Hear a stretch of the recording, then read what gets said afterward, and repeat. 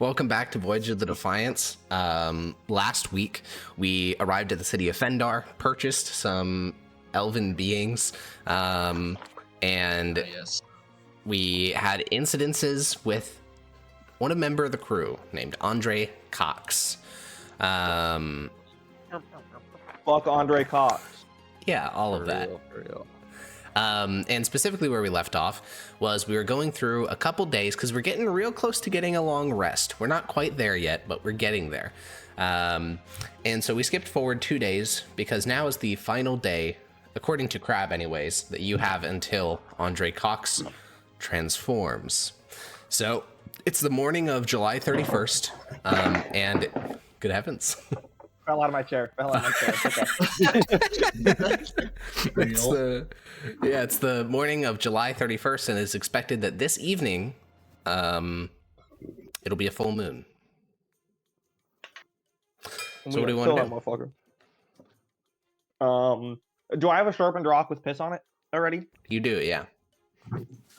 All right, then I'm chilling. I'm just gonna go hide in a barrel. Cool.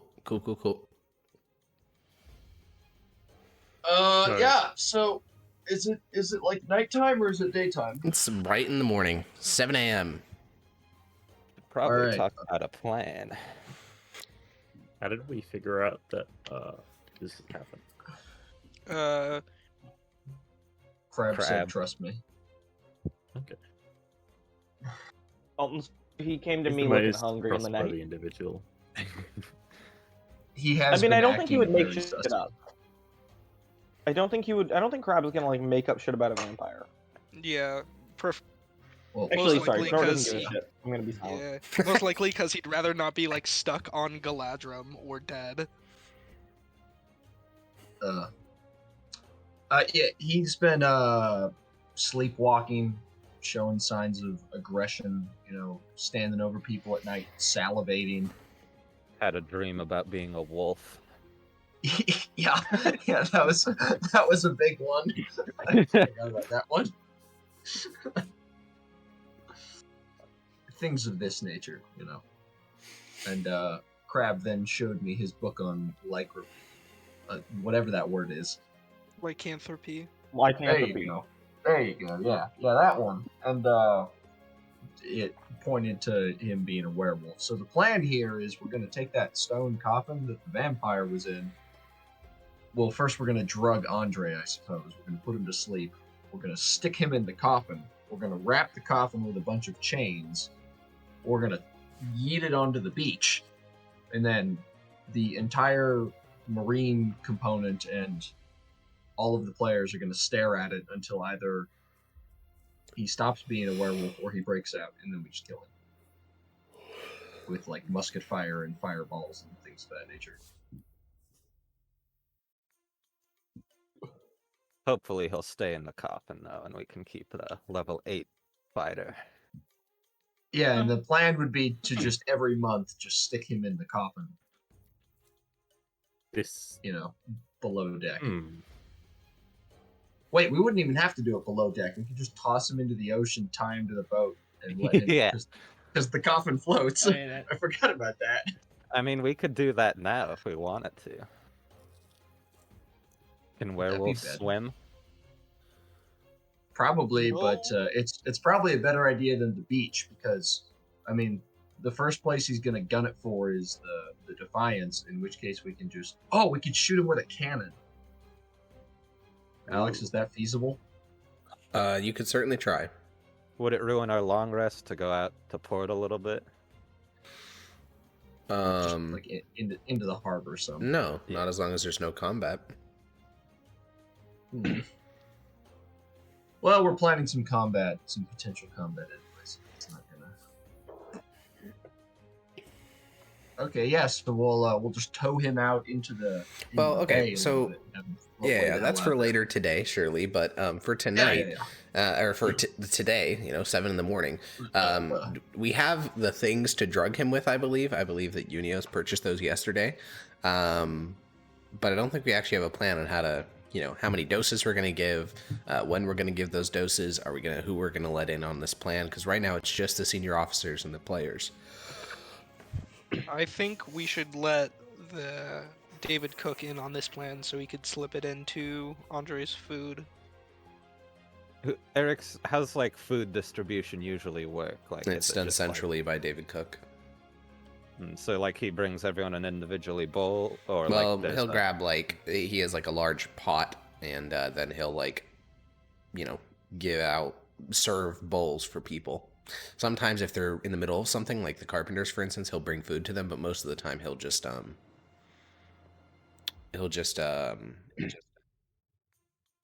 It'll them be from the like a central pot. line. Yeah. We could just Alright. give him a snack that we laced. We could just be like, "Hey man, eat this." He'll probably say yes. People he's a tend to accept marine, gifts. so like we could have Vezio like give all the marines like some kind of treat or whatever, and then slip something in Andres. Let's see. Don't we have some like nice wine? We do, We- yeah. We have a lot of it actually. Okay, and how many people can reasonably fit the captain's cabin? Because we could just invite anyone of like, say that Democritus is gonna put on a performance for a bunch of people. I don't know how many more times that would be believable. You could Was the Andre captain. here for the last one? Probably not actually. The captain had promised him like his own command, so he could invite him into his quarters to discuss that and like offer him a drink that has mandrake root in it. Oh, that's a good idea. Yeah, can mandrake root be put into like wine? Let's Or take a ale look. or something of that Mandrake nature? root. Yeah. Oh,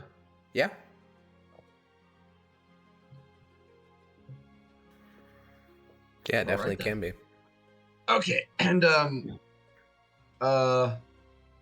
a couple of those guys didn't have, like the guys I put under Andre don't have firearms proficiencies, right? Correct, yeah. Okay, good. I wanted to talk to him about this anyway then. Okay, yeah, so I'm gonna call him in to talk to him about what I want him and what. Do we want to wait for the evening to do that? Probably. Yes, we Yeah. would, yeah. But And we should also I would- figure out how many doses to give him. I figured it would just be one, but he's also a big guy. I mean, You should- does Should we How bring in the harmful- doctor? how harmful does mandrake root get at higher doses? Mandrake root is the weaker of the two narcotics you could choose from. So as far as the doctor informed you, there is no chance of killing him. Only knocking him out for quite a long time. That's just for one dose, or because he said that for one. That was dose, for right? one dose, yeah. Does he know how long? For one dose? Yeah. For one dose, it's just an hour. Oh, what about two? Let me pull it up real quick. We only need it whole long night. enough to get him in the coffin. If you do 2 doses, then it would increase the DC, and it would be 2 hours. We need 2 hours, I suppose. 2 hours should be good. I'll go find Crab and ask him what time the moon is supposed to come up tonight. Yeah, he's in your cabin, and he'll just sort of give a shrug. Okay. I do I'll not go have find access to such cosmological charts. A previous navigator would have been better suited for that task. I'll go find. I'll go find Unios, I suppose. You go find Unios. You know what time the moon comes up?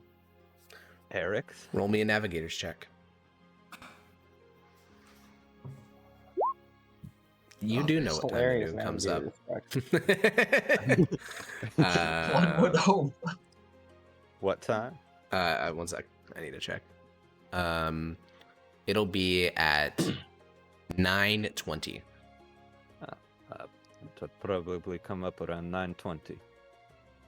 All right, so I'll just invite him into the cabin around 7. Then give him 2 hours worth of dose. That should be sufficient. All right. Okay. All right then. Well, in the And then This is- Wait, in I that. have a. Oh, sorry. go ahead. Okay. No, go for it. I have a daytime activity in between morning and nighttime. Oh, perfect. Oh, okay. What do you want to Yeah, sometime around lunch.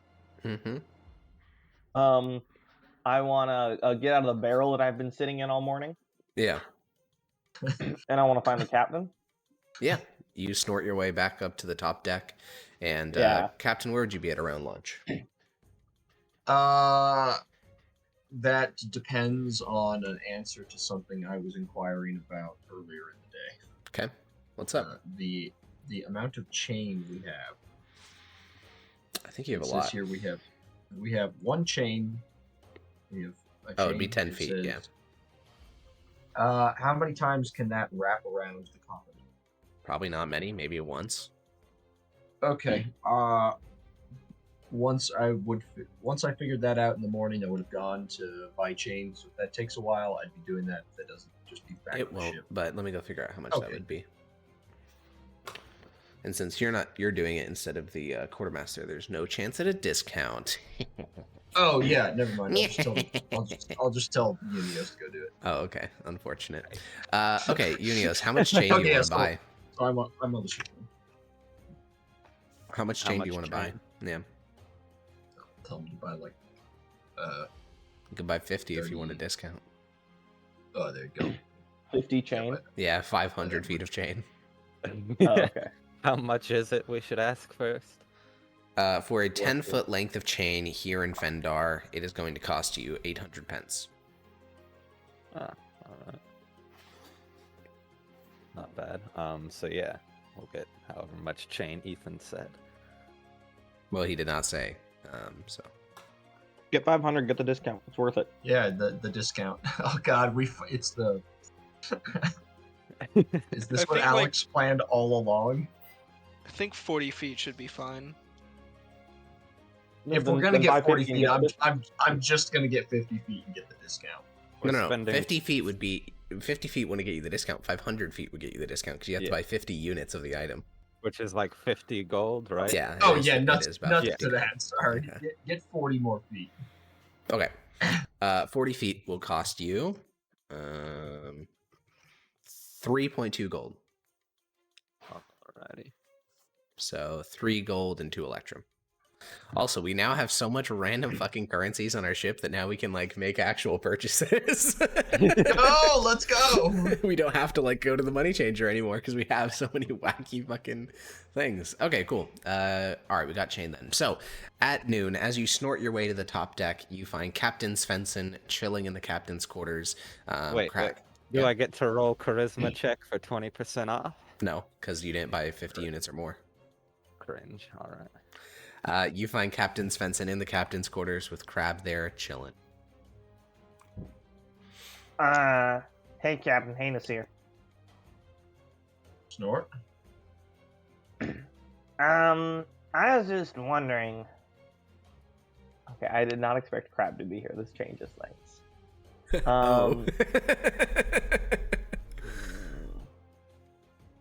Is he gonna disapprove? I was wondering how much fire moss we had. Probably. Well, actually, maybe 15 pounds. I think we pledged some of it to one of the new guys. Yeah, I heard Why? about that. I was doing my snort rounds, and I heard that we were kind of giving it out to certain members of the crew. Yeah, it's part of his contract. Cool. Can I try some? Is it part of your contract that I have to give you some? Well, we can negotiate. The contract's already been signed. Yeah. So I guess. So it's a no. Just like a little bit. I'm not a big guy. Just like a little snort amount. I've never tried it. Nads. Captain, I think I can deal with this for you. What? I think I have a solution to this problem. Which is? He opens up the like dusty desk that he always sits at, and he reaches his hand in one of the drawers. He sort of collects lints from the corner of the drawer, and he ends up with this little ball of lint, and he says, This here is fire moss. You may have it all. Really? For free. How Okay. I'll take How it. kind of you, Crab. Yeah, it's it's not quite what you were expecting when you'd heard of humans smoking fire moss. You're not quite even sure how you'd burn this. Well, I'll figure it out. Okay. Thank you so much, Nasir. You've always been so kind to me.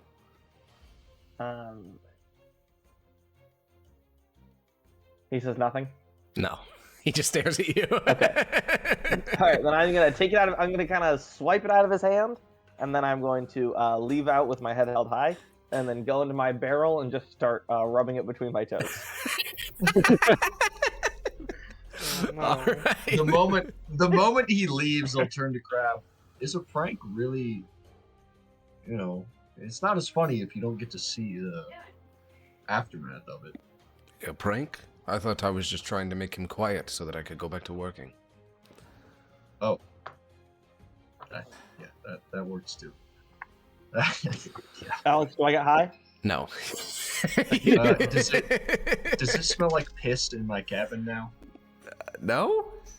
Thank God. Okay. Why I is it don't know. like He, this? he 'cause brought a it's piss-covered rock Yeah, in. true. Oh, that's not. It doesn't smell that bad. Yeah, correct. It Okay. doesn't linger. Okay, so then there will be more long rest stuff, potentially even a whole other long rest if we get in combat today. So rather than go over what you guys do during long rest, we're just going to dive into that evening. A light rain hits the Defiance, so we can 2 days worth of water can be added to the ship stores. And at around 7 o'clock, most of the crew is returning to the ship after some early evening partying because the rain. They don't want to get rained on. But plenty of people are still in the city. And you decide to host a little soiree in the captain's cabin. You can fit 6 people comfortably at the main table, and then maybe 2 other people in the room. Yeah, I wasn't actually gonna have that. I came up with a better idea. Oh, what's the better idea? Yeah, I just need to talk to Andre specifically. Oh, okay, great. Then you are alone in your cabin. Who is in on the Andre plan? So far, right. just the the people who actually know about it. But I'm Well, gonna that's spend what the I'm 2 asking. hours after this. Player characters. Right? Player characters, I think. Okay. Player characters, Crab, and Yeah. that's it? Stripe on. Yeah, I'm gonna brief a bunch of other people once he's in the coffin. Okay, Interesting. interesting. So where is the coffin at the moment? Well, should be right down in the hold, right? So you're going to drag an unconscious Andre past all the slaves into the coffin, and then drag the coffin back up to the top deck, and then drag it out to the beach?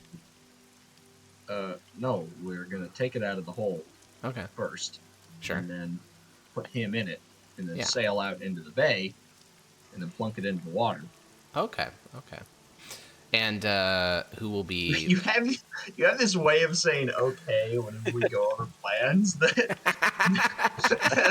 like I'm just makes it listening to sound your like plan, you think, okay? you think it's the stupidest thing that anyone has ever come up with.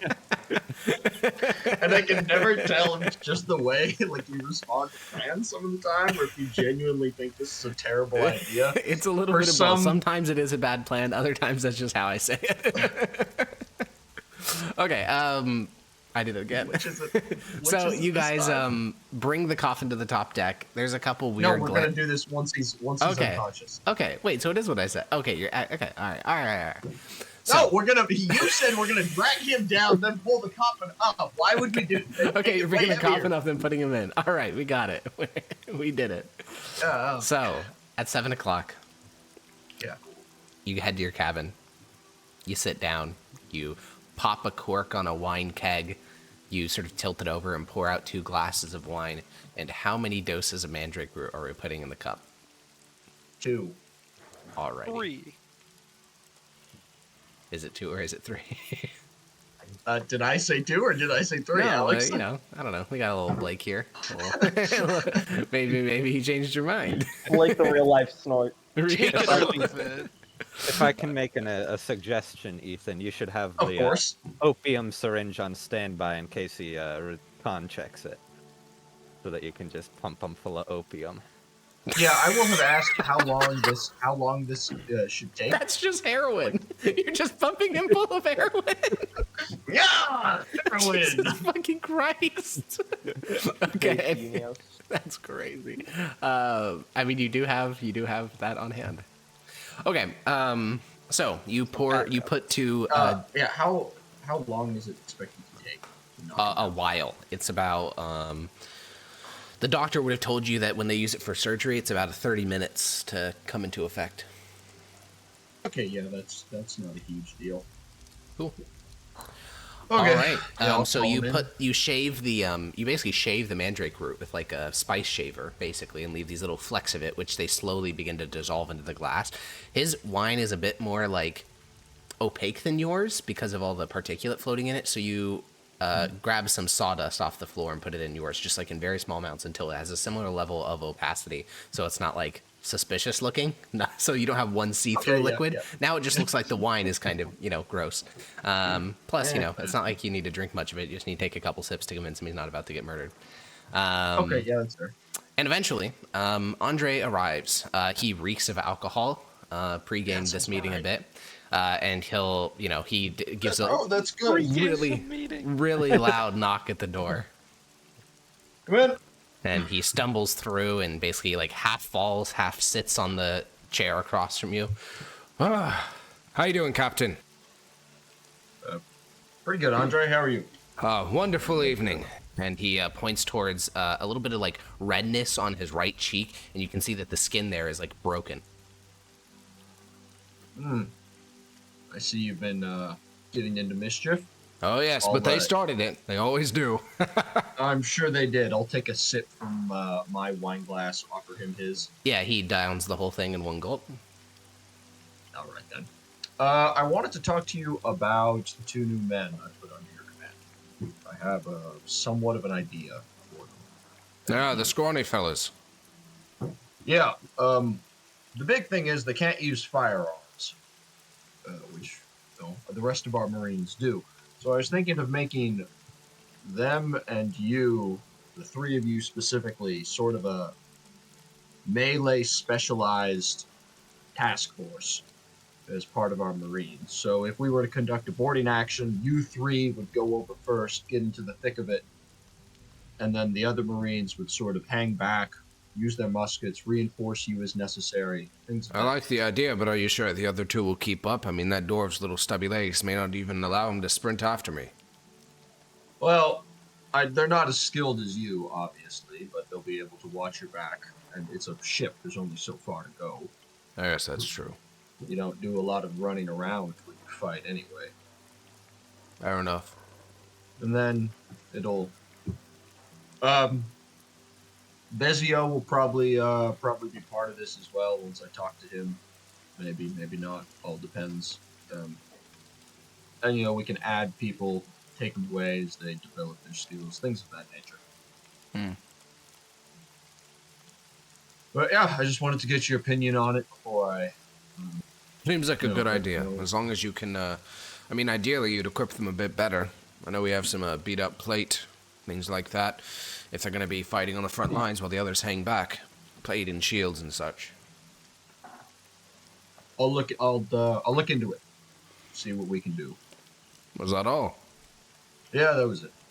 All right then. And he stands up a bit wobbly, and he will exit the captain's cabin, and you'll see him start to walk towards the gangplank.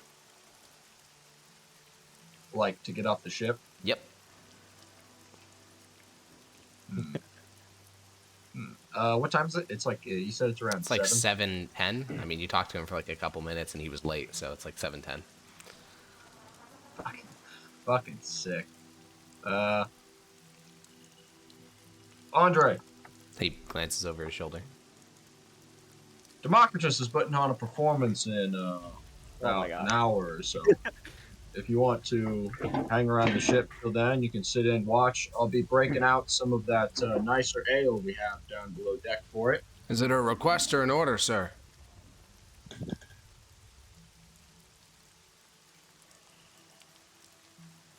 Order. All right. I understand that you're trying to soothe his ego, though let it be known, there are much prettier, barmaids down at the shore than, Democritus is. I'd much prefer to be there. It won't take long, and you'll get the nice ale out. Yeah. And he'll go Oh. plomp himself down on the deck next to the central mast. All right, that should give us enough time to knock him out. Yeah, I think you start to gather together the other conspirators, and soon enough, you're just like in the window of the captain's cabin, looking out towards the deck, just staring at Andre. Staring at Alright, yeah. Yeah, and you have like all the other people with you, like Unios is there, Georg is there. You all just peering through the window, looking at Andre. Yes, Snort. Look at me. I'll look at him. Yeah, I'm holding up my rock. We gotta do it. His piss covered Now rock. can I smell it out? Yes, you can. Yeah. We have to do it. There's no other option. I listened to your harebrained schemes for long enough. We have to do it. Yes, surely I'm the one with the harebrained scheme. I need to You guys stop. are trying to drug a guy instead of just kill him like a normal I need to- person would. I'm the normal one here. I say, shaking my fist covered rock. Look at me, Adrian. I'm the captain now. Nat 20 scout. I'm gonna roll persuasion. Snort. I know it doesn't matter. Yeah, that's fine. Not bad. Yeah, unfortunately, I got a nat 20 on my skepticism roll. I rolled it on the Skepticism. layer, Yeah, so, definitely. yeah. I have a plus 18 to that, so a 38. Yeah, there you go. Anyway. Expertise in skepticism. Birthing T. Descartes.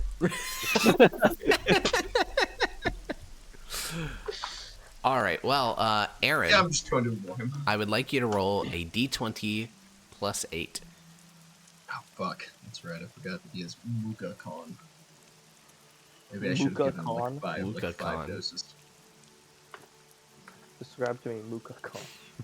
That's why I said It's con, but put a Muka. third dose in it. AA Ron. Blake I think was he actually out for spitting. 3 hours. Yeah, he was.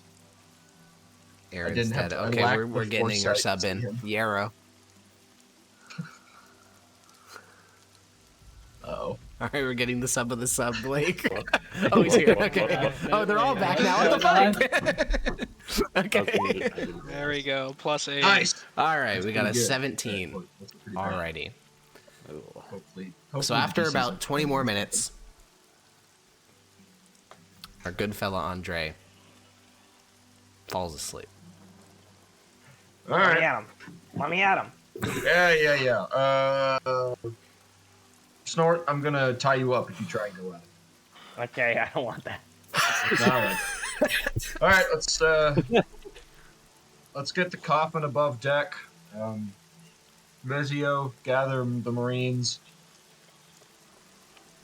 Yeah, we'll go from there.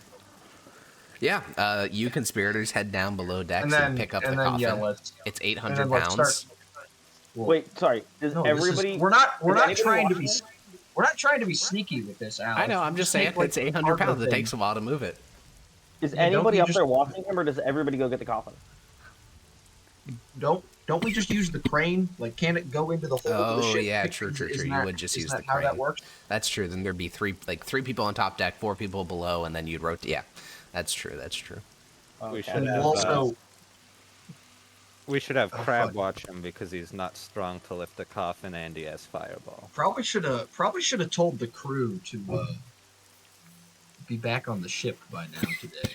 Yeah, because they're going to see you withdrawing to the harbor while they're getting drunk. I'll just send a bunch of I'll just send some miscellaneous miscreants who are still on the ship to sit on the dock and tell them we're not actually leaving. We're just going Committing to sit in the murder. harbor. Going to sit in the harbor for a little bit. Okay. Sounds good. You guys begin this process. There are a couple questions, but since you're not explaining yourselves, you basically just say like, "Hey, I'm the captain. We're gonna do this thing." Vezio, what do you tell your Marines about what you're doing? I'll tell Vezio he can tell the Marines. So yeah, do with that. So you got your core Marines, and then you got 3 newbies hired onto the ship while you were in harbor. What do you tell them? What are you doing? I'll just tell them to arm themselves and follow me, unless they really ask for something. I won't say anything. No, they won't. Ors obviously can't join you because he's injured, but everyone else will, grab muskets. Those that can't will grab spears, and they'll join you on the top deck. And by the time you're up there, there is a coffin that has been chained 4 times. A couple people that know what that was in that coffin originally look towards it with a bit of fear, but, they don't say anything. And you raise sails. You get your oarsmen slaves to start rowing, and you head out to the central harbor of Fendar. A tugboat starts to move over in your direction. Yeah, that's fine. Yeah, we'll just go. Yeah, I'll let it catch up. Okay. Yeah, the captain of the tugboat is like at the prow of the little ship, and he shouts out, "Are you leaving harbor, sir?" Nope, we're just going out into the bay a little bit, conducting some experiments in deeper water. Roll me a persuasion check. That's actually what we're doing. I know, but it sounds really fucking suspicious. An 8. Yeah. He'll sort of narrow his eyes and just sort of slowly nod, and then the little tugboat will move away, but it won't move back towards the harbor. It'll move towards one of the warships of Galenus. Okay, that's fine. Is it? I mean, No, the options are Igor doesn't care. return to the pier, or go to where we're actually going to go, and then we're just going to stop there, and then we'll see. They're going to get accused of smuggling, and then they're going to search our ship and find that we've got hidden goods, and then they're going to die. And then, Yes, well, no, before they search our ship, we're gonna kill each other. That is That's how these exactly games what's go. going to happen. True. Yeah, Alex, we don't need to go very far off. I know. I know. It's just any distance off. This is gonna trigger that response. And before this guy's not even a werewolf. Just a guy with nightmares. Yeah, literally. All right, so you We're about guys, to bomb a guy who just has like sleep terrors. you guys move a couple 100 feet away from the shore, and then you throw the coffin over. For a moment, when it hits the water, it plunks and starts to fall, and you wonder if I gotta just double check this. Andre's in it, right? yeah, he's in the coffin and it's chained up. Yeah. Cool. All right. Cool. Be sure that At first, the coffin begins to fall, which is sort of what you'd expected, like what should have happened, but the coffin previously was floating. But after a couple seconds, it plunges like 40 feet deep into the water, like out of line of sight, and then it plunks back up. It's like when you push a ball underneath yourself, and then the buoyancy slams it back up. It's one of those things. So it gets a bit of air when it plunks back to the surface, and then it just, after hitting the water a second time, it just sort of has this like neutral buoyancy to it, just barely floating above the water. Okay. I'll find whoever's in charge of the cannon. Find who's ever in charge of what? The cannon. Oh, in this case, that would probably be Vezio, because your actual forecastlemen are at the harbor getting drunk. Unfortunate. Well, okay. No cannon. That'll be all right. Okay. So, who mans the back? Who mans the back cannon? that would be the afterguard / forecastleman. Okay, cool. Just had to be sure. So, at the moment, there we go. At the moment, on the vessel, we have all the oarsmen, because they can't leave. Other than the freedmen. We have Snort, basically all the players, and then the Marines, right? That's about it. And Crab. And Crab, of course, yeah, true. And whoever miscellaneously stayed behind, yes. Yeah. And where are we trying to position the coffin in relation to the ship? Now that if I can't use the cannon, just whichever angle allows us best line of sight for the most people. Okay, so about 50 feet off the right edge of the ship. And then whichever edge is facing away from the harbor, so the people just standing there can't see our shenanigans. Okay. All right, then time begins to tick forward. Honestly, it took like an hour. Like, we kind of zoomed over it, but some of those steps you listed, like, you know, moving the ship would take super long. So it's been like an hour and 45 minutes since you originally dosed Andre to this point. Okay. The moon is slowly starting to rise. Okay. And you have a bunch of Marines assembled on the top deck. All of you, all the players, are on the top deck as well. And you're all just looking at that coffin. So far, if that tugboat did anything, it hasn't, you know, nothing's shown about it yet. But you guys are all just sitting there watching. God, fuck, we're all gonna get eaten. I snort muttering that. Yeah. Yeah. Rick Bozo. God, didn't even. I should have pissed on the coffin. So it's the piss that does something, not the rock. It's pissing on a rock. It's a rock coffin. You don't know anything about the sciences. You have such strange cultures and customs. It's not a custom. It works. Yes, Hey, Captain, listen. If I cut your throat with a piss-covered rock, do you think you'd live? No, probably not. But why does it have to be a piss-covered rock then? Why can't it just be, a knife? Well, the piss helps deal with the werewolf part of it. Does it really? Well, Snort is pretty magical, so maybe his piss is magical. Thank you, Vezio. Finally, Yeah, somebody's fucking listening to reason. Yeah, but Crab is more magical, and he says it's bullshit. Crab will If he speak pissed on up. the He's rock, like, I think it would Crab's work. seated on a barrel nearby, and he'll say, I mean, he does have a point. If you slit a man's throat with a piss-covered rock, he will die. True. That's Thank true. you, Nasir. Why not use But, a piss-covered knife? I suppose it's okay, a that dealer's one- choice. Yeah, that one might be cultural. We didn't have a lot of knives. I can get behind that being a cultural difference. at this point, the moon is like mostly risen. Not fully at it, its apex in the sky, but it's definitely at the point where if something could change, it would. And the small talk aboard the ship starts to simmer down, and everyone starts to look towards the coffin.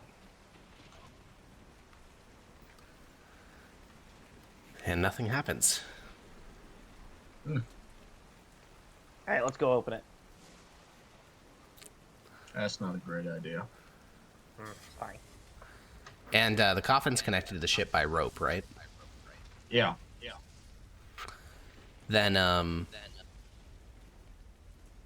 after about 10 minutes, Uh-oh. so it's like 9:30 now, Yeah. you hear a muffled roar echo from the coffin, and then you hear a boom as a great impact strikes the interior lid of the coffin, strong enough that every shit. single one of the chains flexes at the same time. And then you hear a my second one, God. boom, boom, and it my becomes God. this almost unending just assault of just probably fists against the interior of the coffin. And they are strong enough that all four of the chains are basically stretched to their limit. All five of them are stretched to their limit, keeping the coffin closed. And Crab walks up to the edge and he starts taking out, his gum Arabic and other things needed for his spells, because he's pretty sure he's gonna have to fireball some shit. Oh, no. All right, Marines. Was it a human roar or non-human? Definitely not human. Fuck. Alright. I should have done it when I had a chance. Alex, if it cracks open and I see him, I want to cast a reduce on him. What's the range of reduce? I think it's like 60 feet. That would work then, because it's at 50 feet away. It's 30. Mm. I was not letting him get. You can do that if he gets too close. Yeah, I'll do that. Okay, sounds good. You don't want to enlarge him? True. So based. Guys, What is this So on the town based. with enlarged? All right. You hear another impact, and this one is a little bit weaker than the previous ones. Oh, shit. And then you start to hear the noises change. You start to hear what is clearly clawing, like fingernails against stone, this like grinding, gritty noise. But no progress seems to be getting made. And then there's a pause, and everyone looks. Fuck. And most of these impacts have been coming from the top side of the coffin, because you can see the whole coffin like lift slightly when there's these massive fucking, you know, punch impacts against the roof of it. This time, though, it's a different impact. You hear it come from the bottom side of the coffin, presumably the legs, and the whole coffin, there's this massive impact noise. One of the chains snaps on the bottom, but the other 4 are still holding on. Fuck. How long's it been, Eric? It's been like 5 minutes. Okay, it's over. Well, maybe. And you hear a Shoot him till second he gets impact, out, so. and the bottom of the coffin lid lifts a little bit, just like, you know, an inch, because that's how much like leeway it has. But the other 4 chains are not in a position where they are snapping at the moment. And then it starts to calm down a bit, because that was a lot of energy expended. And Crab just starts to stare. He looks over at you. Perhaps it's getting tired. I mean, you'd be tired too after all that, but it has the whole night. Or at least I assume it does. He shrugs, and he'll sort of sit down now, back on his barrel. And about 10 minutes later, a new bout will start. And kind of just to sum it up, every about 20 minutes, he will unleash a rampage against his coffin. And unfortunately, because of the way that the chains are like evenly spaced out across the coffin, he was able to hit one of the chains full strength with his lower body. But like if there's a chain where his abdomen is, like where his stomach is, he just isn't in a good position to like full body like push that chain off. So he's actually just kind of fucked. The most he'll be able to do is lift the bottom of the coffin by like, you know, a centimeter, like a little bit, but just not very much, and certainly not enough to get like a body part out. So it'll be a long night. A very long night, and you'll see, like, looking over towards the pier, members of your crew start to like pile up on the pier as time continues on. But Should have left some sleeping bags or something. yeah, true. Left all of their hammocks in a big pile. Yeah. And nor will a warship ever come to ask you any questions. So this, you know, aggressive fight against the thing will continue until early hours of dusk, and as the moon sets, long before the sun rises, but as the moon sets, there's no noticeable change. It's already been simmering down as the night continued. I would think that the coffin would start to float at its earlier buoyancy, right? Because you said no, that it was. You said yeah, that it did not change. Oh, so after it's he still, transformed. Okay, so after he changed it, it's still at a. It looks like there's more mass in there than it was when we initially put him in. No. When he transformed, the floating of the coffin did not change at all. Oh. Yeah. Okay. Based conservation of mass, I guess. Exactly. So, so it's early morning now, and no sounds have come from the coffin for a little bit. All right, All let's right. go kill him. Let's bring it back in, I suppose. Fucking insane.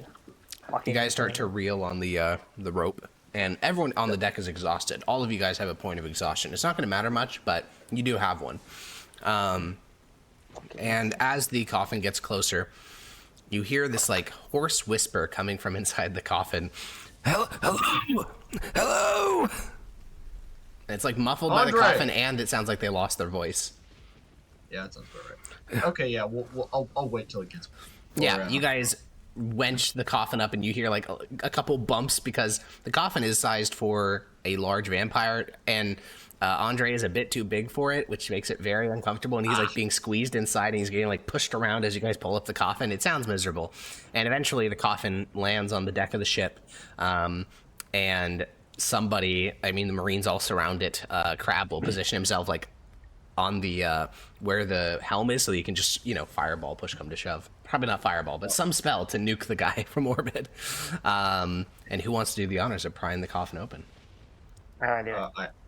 No, I will. Well, Snort puts his claws underneath the lid, and he starts to lift, but he is incapable of doing it alone. And Captain Svensson walks over the crowbar, and then pops the seal on the lid. And just as before, the lid on its own is remarkably light, and it sort of just plops over the side. And inside is Andre, and he is in a wretched state. Absolutely miserable. He is covered in sweat. His hands, his feet, every inch of skin that could have been used to batter the coffin is red and raw, and in some cases bloody and bruised. He looks like every piece of energy in his whole body is expended. He's even, at this moment of freedom, he's like slumped in the coffin, barely able to like do anything because he's so covered in sweat and exhausted. He looks kind of like how he looked when we picked him up. Almost identical, yeah. How odd. And he looks at you and says, Andre? "Help me." And then he just sort of passes out. All right, let's get him up on out of there and head back to shore. Yeah. Is the doctor on ship, Eric's, or is he on the shore? Doctor's on shore. All right. Yeah, we'll put him preemptively in the doctor's little, definitely not toilet room. Yeah, you go put him on the toilet. And I think as a couple of Marines return, they look a bit, a little bit like surprised. And you sort of, as two of the Marines are walking up to the top deck to help you lower the gangplank, Captain, you hear one of them make the comment of, "Damn, it's a damn good workout routine. It looked like every muscle in that man's body was flexed." And you guys will lower the gangplank. And soon enough, the crew is reunited. A lot of people will angrily go up to the deck and head down to get some sleep because they didn't sleep at all last night. And Philo Cord will, not rather than head to the lower deck, he'll walk over to you and say, "Now what the hell was that all about, Captain? I had to sleep on this freezing harbor. It was raining last night." Yeah, I'm sorry about that, Philo. We, all will be explained to the whole crew a bit later today. Well, I hope so. Miserable, Captain, miserable. Yeah. And then I'll call, I'll get Unios. Sure. All right, I'll be there. I think another advance of the men's pay may be in order. That's fair enough. It's just to raise spirits and the like. We could also open up some of that fine ale or wine. Not a bad idea. Might as well do both. All right, Okay. and then I'll get the doctor, have him head down to Andre. Yeah, I think after he does a quick check-in, he'll report that the condition is almost identical as when you recovered him. He is completely exhausted. Several exhaustion levels. His body is like bloody and bruised. He's considered like basically like 1 HP functionally, and it would take days to tend to him. So this like mechanically knocks him out of fighting for like a week. Every month. Basically. Well, at least this month it did. The method that you chose to contain him with. I see. Get a bigger vampire coffin. Fucking genius, dude. Why didn't I think of that? Ethan, I have a solution. Are you saying this in character? Maybe. That's a no. No. All right then. Hope you're closest to the side of the boat that has the deck on it, or the dock on it. We do also have to pay out some expenses because this is sort of a new month. So, Unios removes 7.5 gold. 17.5. 17.5. Oh, no. Mm-hmm. Angry snort. And my money. Does that mean my gem of seeing recharges? Does it recharge monthly? Yeah. Then yeah. I want money. And what are we doing in terms of advance?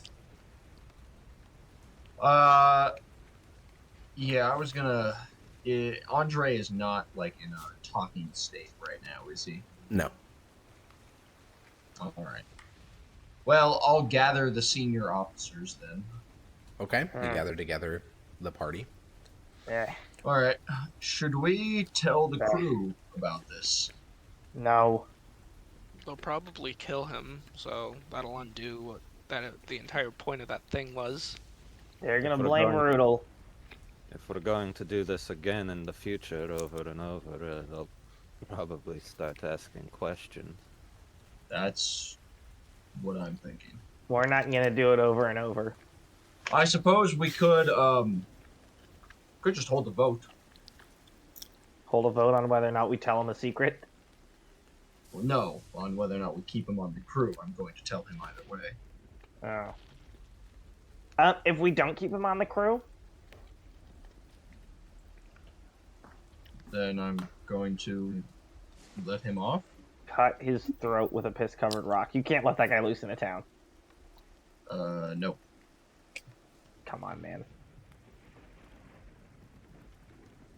He'll know. He can do with that information what he will. Eat people. What he will is eat people. Maybe. Maybe he'll just kill himself out of shame or something like that. I don't know. All right, fine. Let's take a vote. All right. There's no way that they're gonna vote any way other than get rid of him, right? End of the proof. And then my conscience will be satisfied. Do we think Andre will go along with this if we vote him off? I mean, he's not really in a fighting state at the moment. Would we still give him a payout?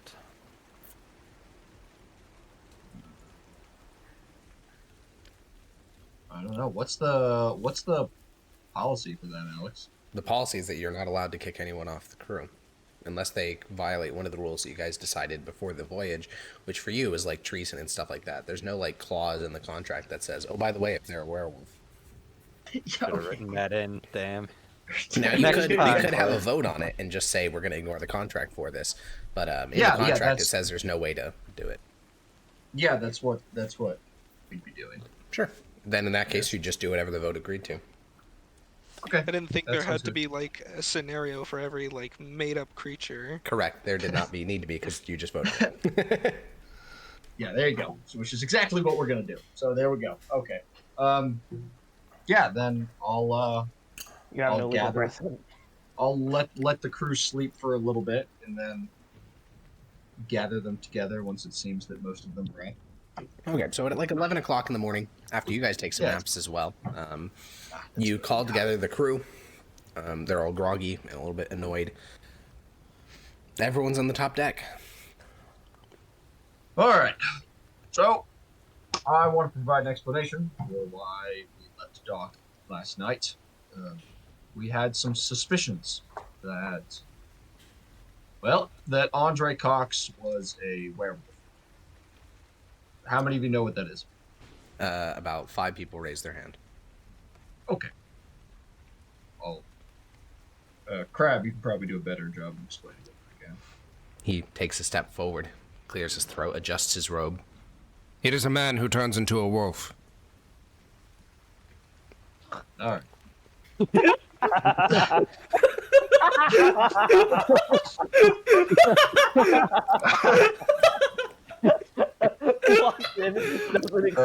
Yes, thank you, Crab. Very helpful. Yeah, he turns into a man-eating, strong murder machine, basically, from what we saw. And we took him outshore last night, locked him in that coffin, let him float around for a while to see if that could contain him. And it seems to do an excellent job of doing so. He didn't get out and murder anyone, at least. And he's currently recovering down below deck. This happens on the full moon every month. He'll turn for that night. So, we have a way of containing him. He's a very good fighter, but I'm not going to force all of you to live with him if you don't want to. So, calling for a vote to see if we want to ignore the contract and kick him off for safety fear, essentially. Philo Would will anyone step like to forward. speak on this or ask any questions before? I got a question, Captain. And Philo will take a step forward. Yep. Vezio, you know, you spent time with him. He's under your command. What do you think about the man? Can he be trusted?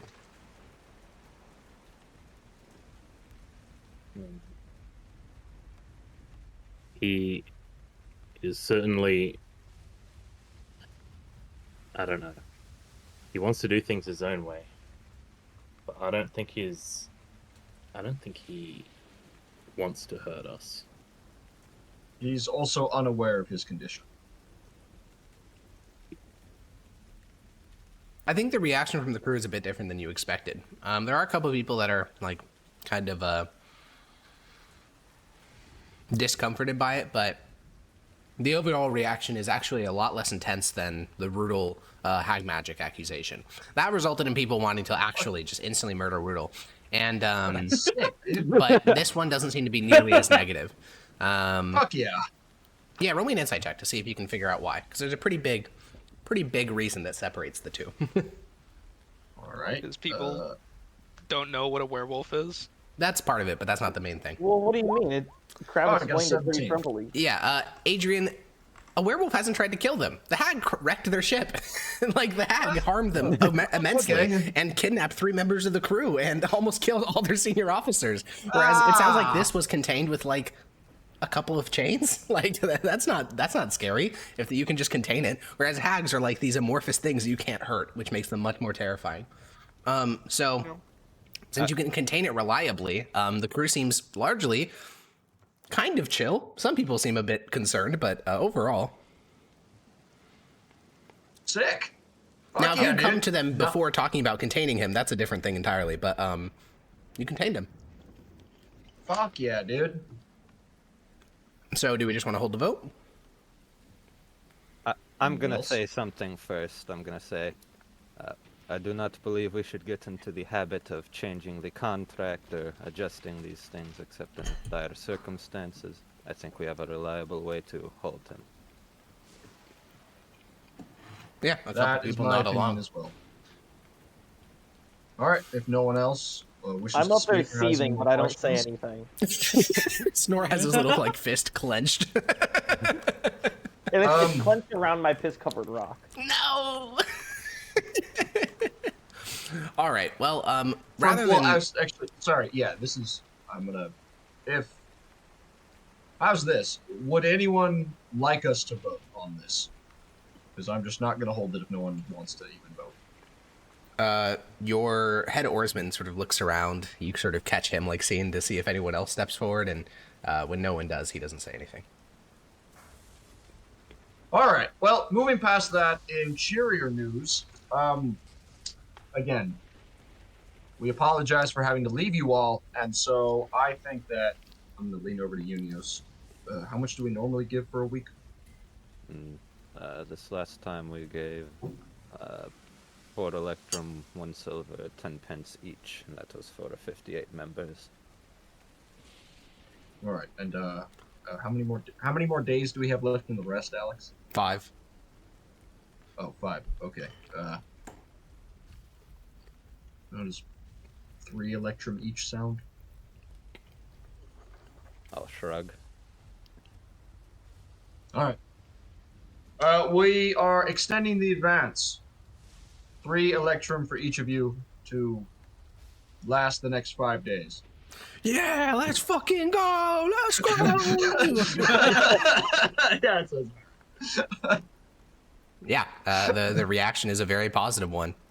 In total, you have to spend. There are 62 paid members of the crew now, via a part of the contract. So 62 times 3, 186 electrum, aka 18 gold and 6 electrum. But yeah. Take it off. Yeah, you can remove that. Alrighty, cool. Then you do that. You give out 3 electrum to Da Boys, and every player can also add 3 electrum to their sheet. What if I don't want Let's go, the dude. extension? Um, Oh wait. that makes bookkeeping difficult. So True. Yeah. Just I'll take the money. Is it how much am I adding? 3 electrum. Oh, nice. Okay. Well then, Andre Cox is still passed the fuck out, but we do have 5 days of long rest ahead of us, so we can zoom back Yes. out, you know. Can you add 3 electrum to his sheet too? We would give it to him. So Sure. Oh, Alex, how much does a slave like cost? put it in his A stuff or slave, something like that. you guys Yeah. paid 1.8 gold for them. Oh, okay. And how many electrum to gold? 10. Oh, okay. That feel when can't buy slave. Hey, I didn't want to own a person. You want to know? You just I want to own a cat. We wanted to own a cat. I Yeah, still think that's- Jackson saying, why don't you just buy a cat is like the ultimate. It's just so good. Okay, cool. Well, we got a whole long rest ahead of us, 5 more days. So is there anything anyone would like to do in those 5 days? I have something. I'm going Yes. to approach the captain about if we're going to be doing this regularly, stocking up on chains and mandrake root. Oh, Or well, chains at least. just chains. I don't think the mandrake root would be necessary, and I think the chains. I think just a couple extra because it seemed that the placement of the chains was more important than the actual chains itself. The one he snapped seemed to be one he could really get his full leg power into. If we just put him around his like abdomen and his abdomen mostly, should be good with 5. Probably All won't right, snap every what do you time. think? Like 2, 3 more? Yeah, just a couple extra. Probably not. Yeah. All right. Eric, I'll go buy some chains. Yeah, remove 2 gold. 2 gold. Chain price went up. Feels bad, man.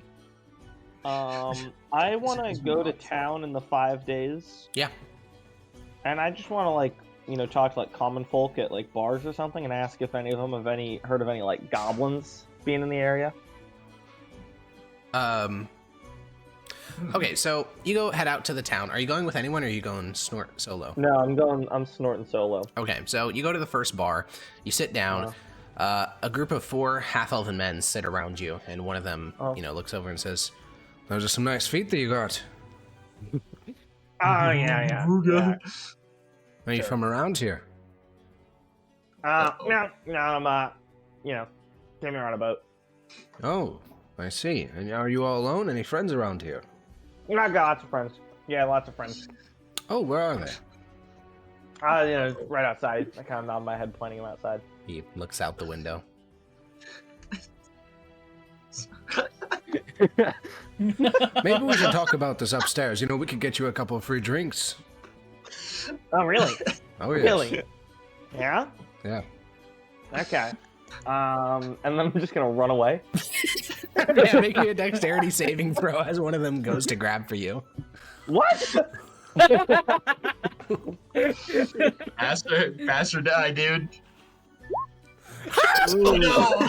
As you go to run away, one of them grabs you on the scruff of the neck, and there's 4 of them. You're a snort. I don't think there's any strength check to be made here. There are athletics checks to be made, though. So as, one of them grabs your legs, another one grabs your arms, and they start to bring you upstairs. The bar owner doesn't, stop them, but he just looks away. He's like, I doesn't want to be involved in what's happening here. Okay, And they start to walk up the stairs, and make me an acrobatics check to see if you can snort your way out of their grasp.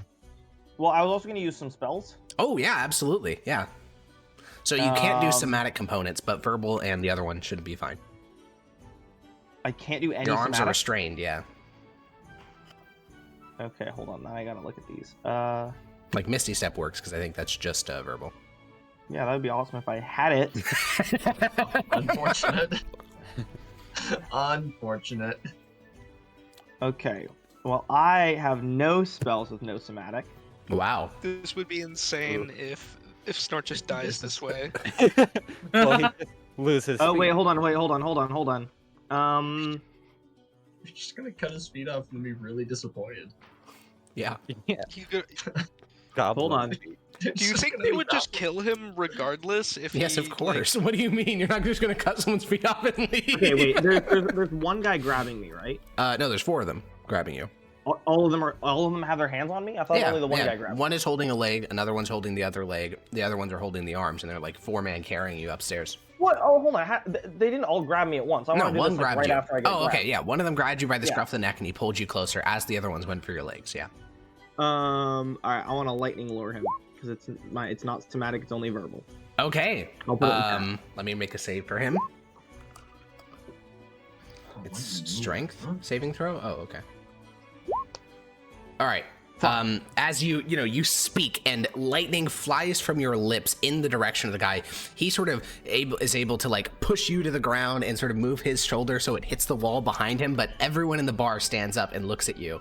And one of the men that has you put down starts to take out a dagger, and we're just about to roll initiative, and then the door to the bar is like kicked open, and you see one of the Marines. You don't even know his name. You just know he's one of the Marines on board. And he says, "What the hell do you think you're doing?" And seeing a man in breastplate with a gun and a spear, the urchins scatter into the back room of the bar and like disappear out of sight, basically. And the Marine walks over to you and he extends his hand out to you. Jesus Christ. You can't be walking around like that, Bosun. I am so sorry. Thank you so much. I want to look at his eyes. Oh, which guy is this? This is Taloy. Taloy, I owe you everything. Well, it's our job to make sure that no one on shore gets themselves in trouble. When I saw you walking off on your own, I mean. Okay, yeah, I will not do that. I'm gonna fish around in my coin purse and I'm gonna hand him 2 Electrum. No, you don't need to pay me, though, if you're really insisted. And he takes the 2 coins. I do insist. I really do. Yeah, he takes the 2 coins. Oh my god, they were gonna eat me. Well, they were probably gonna cut your feet off. Yeah. You're walking around on 2 gold coins right now. Yeah. Okay, alright, I learned my lesson. I fucking hate it here.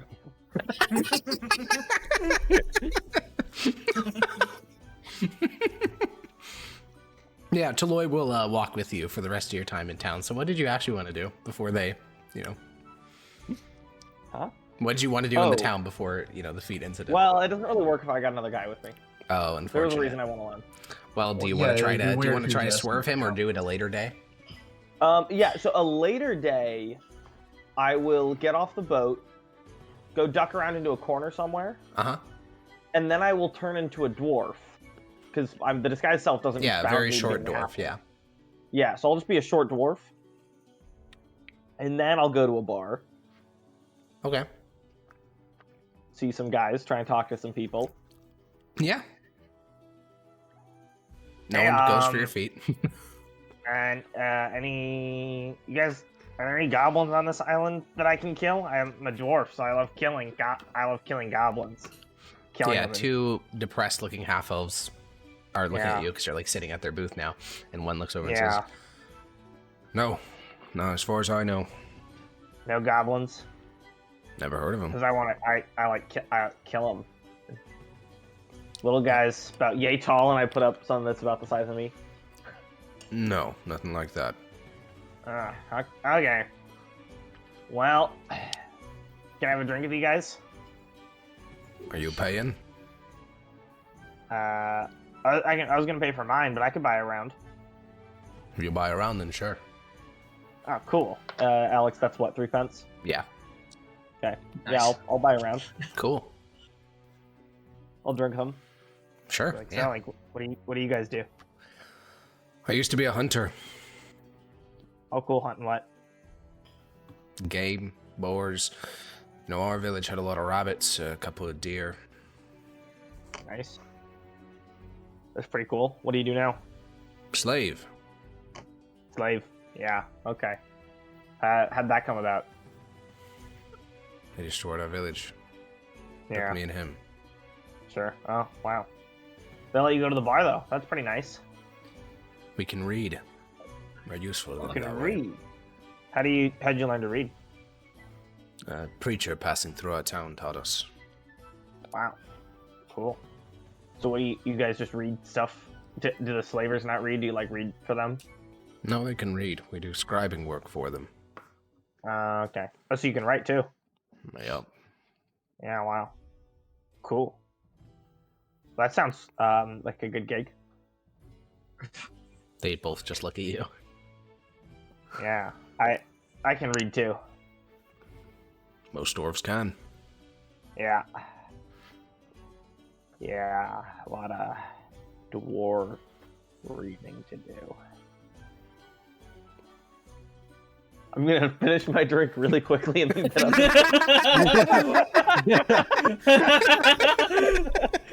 Well, nice to meet you guys. Yeah, My name's Snort. And then I'm gonna leave. I'm gonna say my name's Dwarf. My name's Dwarf.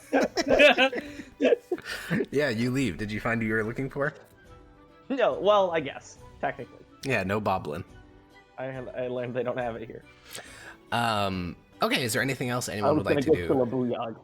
Labuyog. Is there anything else anyone would like to do during the 5 days of long rest?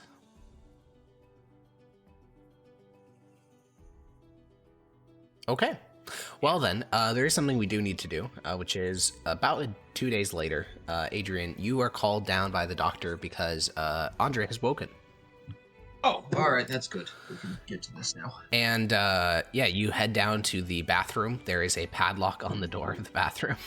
Okay, well, yeah. excessive. And the doctor's standing there, and he looks at you and says, "He's awake in there, Captain. Padlock necessary? I wanted it for my own safety." You gonna padlock him in there every time you gotta fix him up? Ideally. I'd rather you didn't. I'd rather I did. I'm going to insist that you don't. And I'm going to listen to that. All right then. He All sighs right, then. heavily, and he Anyway, undoes the open it lock and up. opens. Yeah, he undoes the lock, opens up the padlock, and opens the door. Inside, Andre is like bloodied as all shit, and he is like clearly high on something because his eyes are sort of glassed over. But he'll look at you and say, "Captain." I'll look at the doctor. You got him on the poppy? The doctor nods. Okay. I also bled some of Don't the. you like I also bled him a bit to make sure none of that, wolfness is still inside of him. Oh, that's probably for the best. Sure, Agreed. it works that way, but, no harm in being too careful, I suppose. How do you feel, Andre? Like a really bad hangover, Captain. Can't remember a damn thing. Yeah, it sounds about right. Last thing I remember is drinking down at the docks with the boys. Mm-hmm. So, Andre, have you ever been, bitten by any large animals? Wolves? Man-shaped wolf thing, perhaps? No, Things of that nothing nature? like that. No? What did you do on your last ship again? Marine Sergeant. And how long were you on that ship? Just about a month before the shipwreck. Yep, that sounds about right. Now, what about before that? Oh, 7-8 years. I think it was 7 years and 6 months.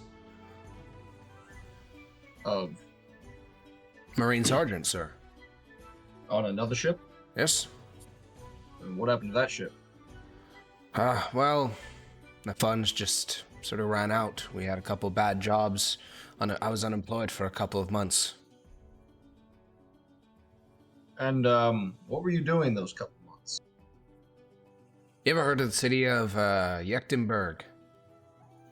I've heard the name before.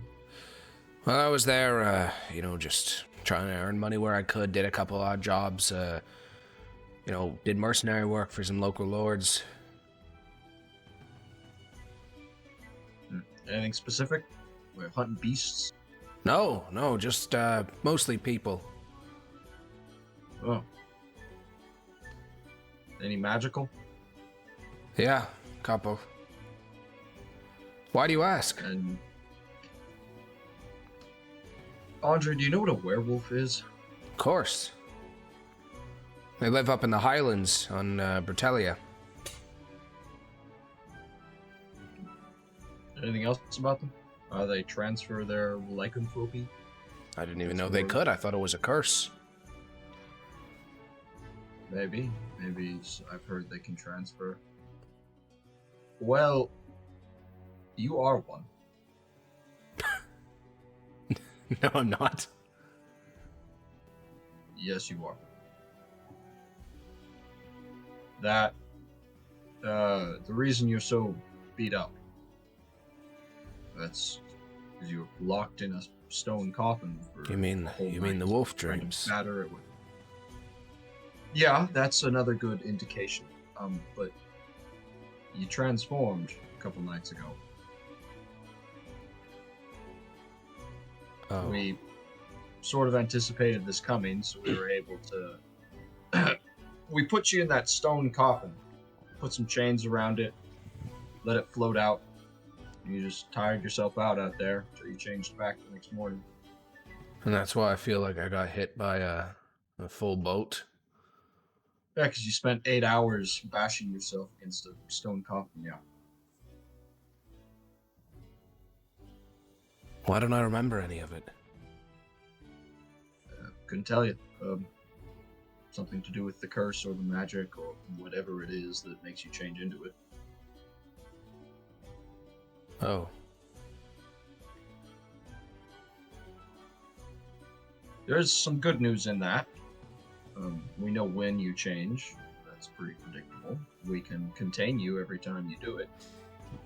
And the crew doesn't seem see a need to make you go anywhere. So you're welcome to, contracts So the still crew valid. knows then. Yes, they do, and they, for the most part, I'll glare at the surgeon. He Don't just looks back at care you without very any much. shame. I see. I think I may need a bit to think. Yeah, no, that's fine. We have 3 more days here before we're even leaving. So, He slowly nods.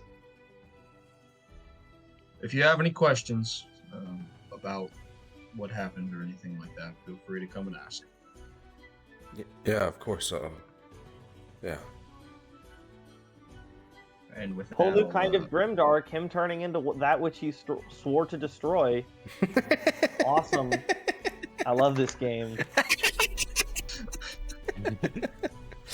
All right, so we got some short rest stuff to do, mostly repairs on the ship and medical checks. So we're gonna quickly do those since it sounds like no one else has anything they want to do during the long rest. So let's get Jamber. No, not Jamber. Blake, you'll be doing these. So roll me a carpenter's is tools no check. Jamber. Yeah, I know there is no Jamber. Alright. Rest in poor Jamber. Jamber, dude. Only snort. Only snort. Oh, there it is.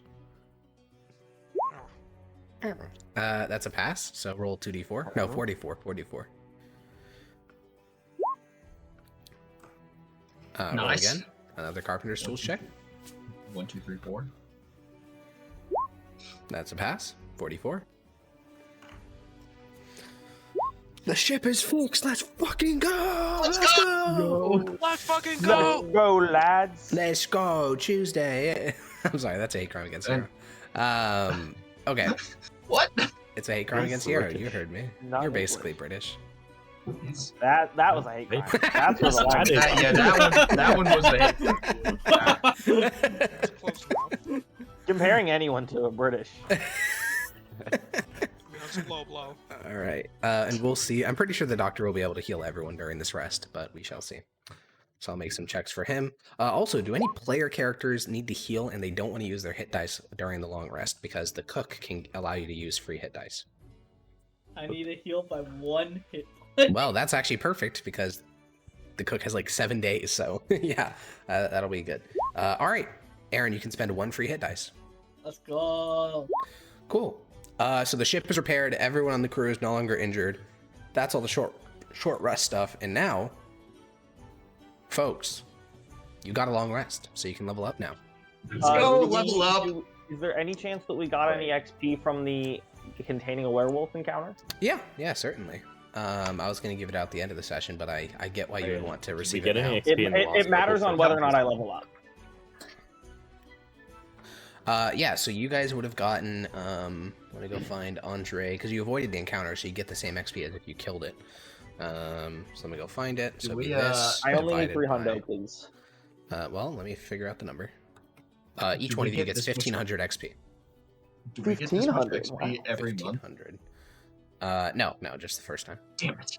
Oh, well, it was, it was a long shot anyway. Yeah, I'm going to give you a free XP farm, Lamau. Hey, you never know, dude. But yeah, each one of you gets 1500 XP for that. I believe there's also some NPCs that need to level up as well. So we may just take a 5-minute break to do the leveling up. 5-minute break, please. 5-minute. Okay, 5-minute break. 5-minute break. We'll be right back. Welcome back to Voyages of the Defiance. Hi, YouTube. Okay, so it has been a couple of days of long rest. We have wrapped it all up. We slept. It is August 5th, and what now? All right. Was the plan to conduct more piracy, gents? I Yes. believe that was, Yes. that was Yes. the We idea. voted on it, yeah. Yeah. All right. The will of the Cool. people. Vox Populi. But the people sorry, wait. are. Vox Populi. Vox Day. World map question mark? Yes, sir. Yes, sir. Let's head to the world map and see what's up in this good old You neck better- of the woods. You better put You that guys token probably on there because don't we know know where we Latin. are. Do you? Where are you? We'll consider in Where are you? Fendar. We're in Also, Fendar. I always have it on the map. I just let you check. Yeah, so it's basically not on the map then. So true. Anyways, there's your token. You like your little chain. And we can conduct piracy anywhere Yeah, let's draw the line, east, just so we don't get any east confusion. of this line right here, right? Yep. Yep. All right, cool. Shmeep. And then what's the most common is the most common route with this western bit being all angry and such? Do people tend to cut across here now? instead of how would following you know the that? coast? That's a great point. Actually. Wait, this is like a pirate city basically, right? Yeah, definitely. Yeah, I'll fucking ask, dude. Oh, silly Billy. Okay, yeah, roll me a charisma check. Pirate City. He's not wrong. Yeah, I forgot that I can just like ask at this point. Charisma, you say? Yeah, it's you pretty walk good. past the rows of enslaved people and head your way into the city. I And was about to say Ribozos.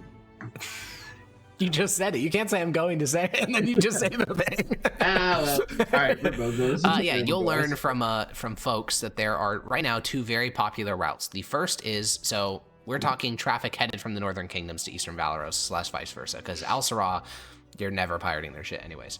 Yeah. So the current strategy for the Northern Kingdoms is, in some cases, they'll do, this is going to take a second to draw, they'll do one of these guys where they go around the entirety of Galadrim and then hop over, like one of those, because they'll just say it's- fuck it in general. yeah, Okay. because it's actually very safe, because that southern waterway is secured by Al-Sara, and then other ones will hop here, like this, so they can get past all the bullshit. But only ocean-going, like big ocean-going vessels like hulks and things like that can do it. Most ships still do the good old-fashioned one of these guys and go like that. Okay. So basically, patrolling the waters right around here will probably be a solid bet. Yeah, you could also go Captain. over here towards the Horn. Captain. That's what I was thinking because you said the bigger ships Yeah. were over there. Are those ones more commonly escorted though? Sometimes. Also, Snort, what were you snorting about? Captain. Yes, snort. I think that we should hide in a cove the way that those guys got us. Somewhere past Iridian. Oh, I see what he's saying. Are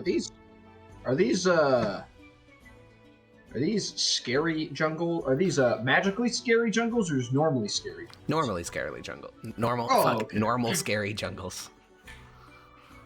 All right. Though, So I'm you gonna- have heard from the locals that there are demon lizard creatures leaving those jungles out onto the plains. I've- So actually, I've that's a dealt good with worse. sign, because they're leaving. So, I've dealt with worse, don't worry about it. Is that a good sign? I mean, better killing half-elves on Galadrim than in the woods, where you'd have to be docking. That's a good point.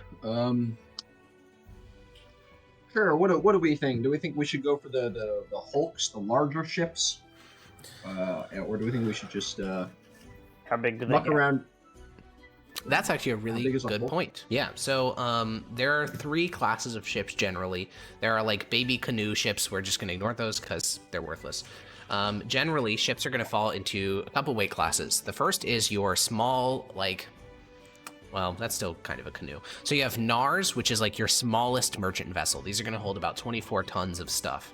Then the largest vessel that you'd be dealing with is a Hulk, which can hold 120 tons. So basically, 20 ton to 120, that's the full scale of ships that you'd actually want to like steal from. Your ship is about 100 tons of cargo carrying capacity. So you are on the larger end of that spectrum, though obviously not the largest. Okay.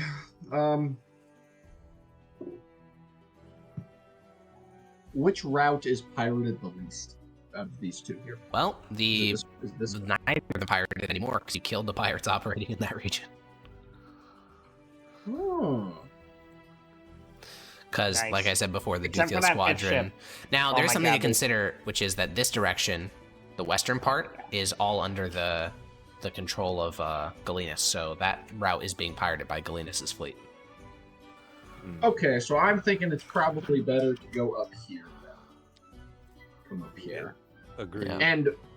And then when ships do make the Hammers Fall crossing, do they tend to just hit the horn and go straight across? Yeah, so when they're crossing from like Britosk or Havosk, they'll undershoot it intentionally so they don't accidentally go out into like the Hammers Fall, and then they'll probably sense. like spend a couple days recuperating here, and then they'll do the same crossing that you did. Okay, so kind of making like a Kill him at the horn. coming just patrolling sort of like a route like this, and then up into here a little bit, and just coming back out, sort of boxing this out would be a I'd recommend reasonable- staying within sight of the shore if you're going to be patrolling for long periods, but other than that, yeah. Okay, all right. Captain. So Captain. yes, North. Captain. You gotta remember, there's a fifth ship somewhere. We only sank 4, they're 5. True. I'm not saying it changes the plans, but I'm saying we got competition. A good point. Alex, was there anything to lead us to believe that that fifth missing ship was larger than the rest? You had literally no information on it other than the name. Well, and the one Huh. guy had told us, whatever his name was, the guy, he was like, "Oh, I've heard they got a fifth ship recently." Yeah, Didn't we have its manifest too? Like No. What it was carrying. you just had its name. Didn't we have the captain? Didn't we kill the whole captain of the whole thing though? Yeah. Like the whole. It would Yeah. stand to shebang. reason he would be on their most powerful ship. So I'm gonna guess that ship is. I'm not worried about it. I'm just making sure that nobody's forgetting about it. Okay, cool. Yeah. We can take on one of those ships really easily with minimal losses. Alright, So yeah, not I'm just- extraordinarily worried I'm about it. happy for another fight. That last one was fun. And also, Okay. I can control the storms better now than I could before. Oh, that's good. Like what? You want to see it? Well, I imagine you have better spells. Is that what you mean? Yeah, a little bit. Oh, okay. Well, don't show them to me then. I know. All right, I'm just saying that I'm gonna make I'm make sure you're watching when I do it. One would hope I'm watching. Yeah, you're gonna. I'll get your attention. Yes, I'm sure the lightning bolt coming down from the sky won't get my attention. How'd you Anyway. know? How'd you know? Who told you? Who told? It was gonna be a surprise. Who told you? You're cheating. I'm just that smart. I figured it out. Fuck. Oh my God, Captain, I'm sorry I ever underestimated you. I know. Okay. It's okay. Okay. Thanks. Yep. Well, Unios, I'd like you to make a navigation check, because you do have a pretty accurate coastal maps of Galadrim here, so we could probably select some locations that would be good for, if we want to follow Snort's, hypothesis of long-term waiting. You can locate 3 separate places. You could do it here, you could do it here, or you could do it here. All 3 of these are coves in, like, the edge of Galadrim, where you could probably spend, lengthy period. I'm going to change the color to teal. But I like this one a lot. That's not a bad one. This one Not looks a like bad a one at good all. place to do crime. Alex, you said ships undershoot it commonly? they always overshoot it. Almost always? Or me? I mean, you guys Um, undershot it. Everyone undershoots it because you don't want to get stuck in the open ocean. Yeah. Would they undershoot it by enough that this would be They could I miss suppose it. They there's- could go here. It could be, yeah. I mean, they could land there if they miss it by a lot, yeah. They'd have to miss it by, like, what is that, 30 miles, though? I feel like it's a lot. Yeah, 30 miles. Which is why this is the best one. Well, you say it's 30 miles, but it's like in terms of since it's like a vertical 30, right? The Yeah, angle. it's a couple of degrees. Yeah, it's not crazy. It's like 5 degrees or something. Yeah, very little. it's like I mean, if they're shooting for Iridian, and they miss this, If they're that shooting means- for Iridion, yeah. But Where are they actually shooting for? what they're actually shooting for, because the perfect, the ideal optimal movement would be to go right here and then just cross immediately. That's ideal movement. Yeah. So realistically, what they're aiming for is that little nodule, the horn of Galadrim. That's where they're aiming for. So All But they right. undershoot it. they undershoot it. Yeah. I figure that ships coming from the east usually undershoot. Same. Yeah. around. Exact. Yeah. Same as you guys did, because that's about where you landed. That's like, you guys saw that on your way, like to go Iridium. So All right. I like that spot then. Yeah. okay, cool. Put me in it. Put me in it. Alrighty. Cool. Well then, let's just start the day then. Let's do some traveling. Let's fucking go. Yo. Are we doing medium? No, normal, fast, or slow? Fast. Normal. Normal. And now we got Fast. all the people rowing. Yay! Yeah. Yes, we're moving 90 miles a day now. Yes, we are. All right, add 2 days of water because light rain is continuing. There is also obscurement of a fog bank. And now let's get 2 navigational checks. Add a One D4. and two. You already did add a d4. Both of those Yeah, but pass. I'm doing guidance. Oh, he's doing guidance. Well, add another Yo. d4 onto your 25 and your 26. One. 29, 30. We'll just do it when 29, it 30. matters. Sure. Chog Pam. Chog Pam. All right, Chog Pamp. Yeah, you pass both of those, obviously. The weather isn't that bad. And let's get the helmsman check. Coastline? Question mark. How are you going to follow the coastline from Fendar to that place you're going to? An excellent point. Okay, unless you want to stop by Blue Bay, I don't mind that. No, that'll be alright. Okay. I don't really want to do that. I don't know, we could go check it out. Check out the graveyard of 100 ships.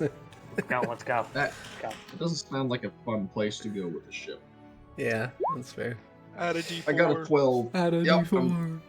Add a guidance. Add a D4. Okay, we're at a 15. Jackson, I'd like another D4 Yeah, I've from got you. 9 failing die, so I'm just gonna do 2 then. 2 bar. Okay, a 20 is good. The 20 is a pass. So just where do you want to go? Measure. Yeah. Whoop. Okay. And then just along the coastline from there. Yep. Sounds good. Cool. So we do that, then we do this. I need to do some math real quick. Okay, cool. So then we... Oh yeah, when we properly leave harbor, does someone come out to ask what we're doing? Yeah, another boat kind of says, where are you going? Yeah, I just tell them we're going to conduct a business. He just gives a thumbs west up and of leaves. Meridian. Yeah, he'll bounce out. They're not like Sorry. an actual port city. They're not gonna you never paid harbor fees. They never force you to register your ship. It's a pirate city. Like, Go! you know how it is. You know how Oh. it'd be. One other thing I would have done before we left Yeah. is asking what to like. Can I come back to this city to sell goods that I acquire? Or Who are you asking this question to? Other captains in a bar.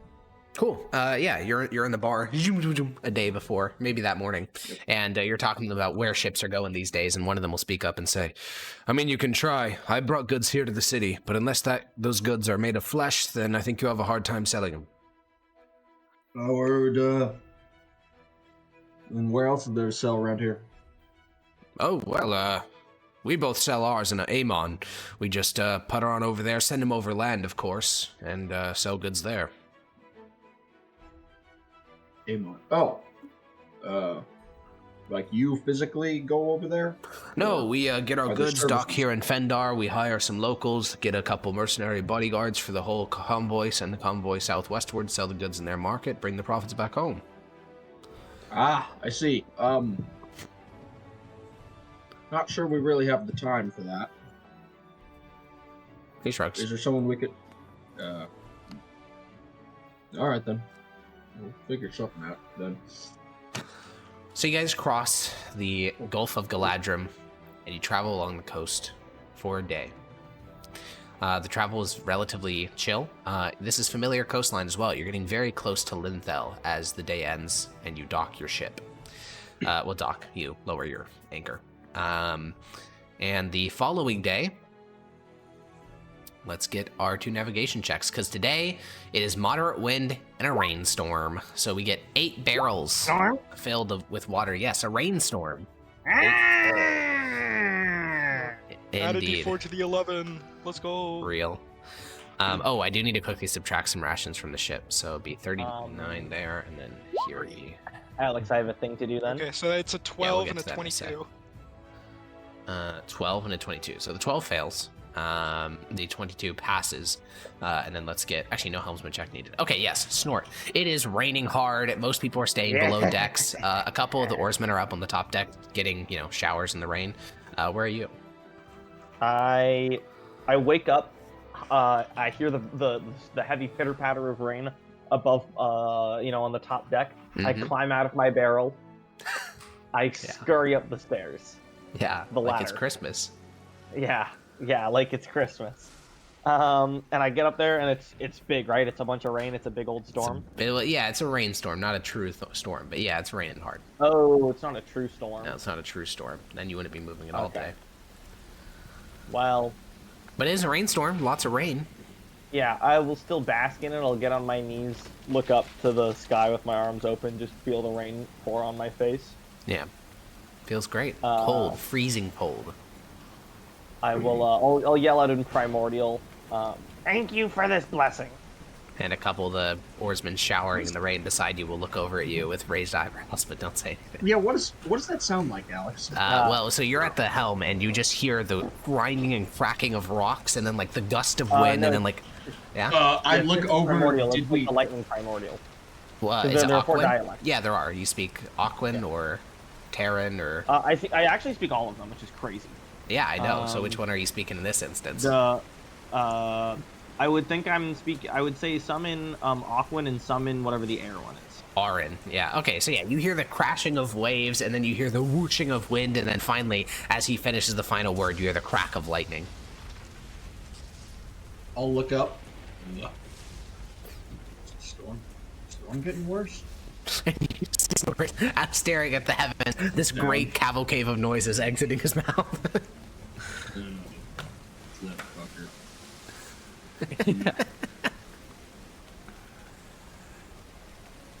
All right.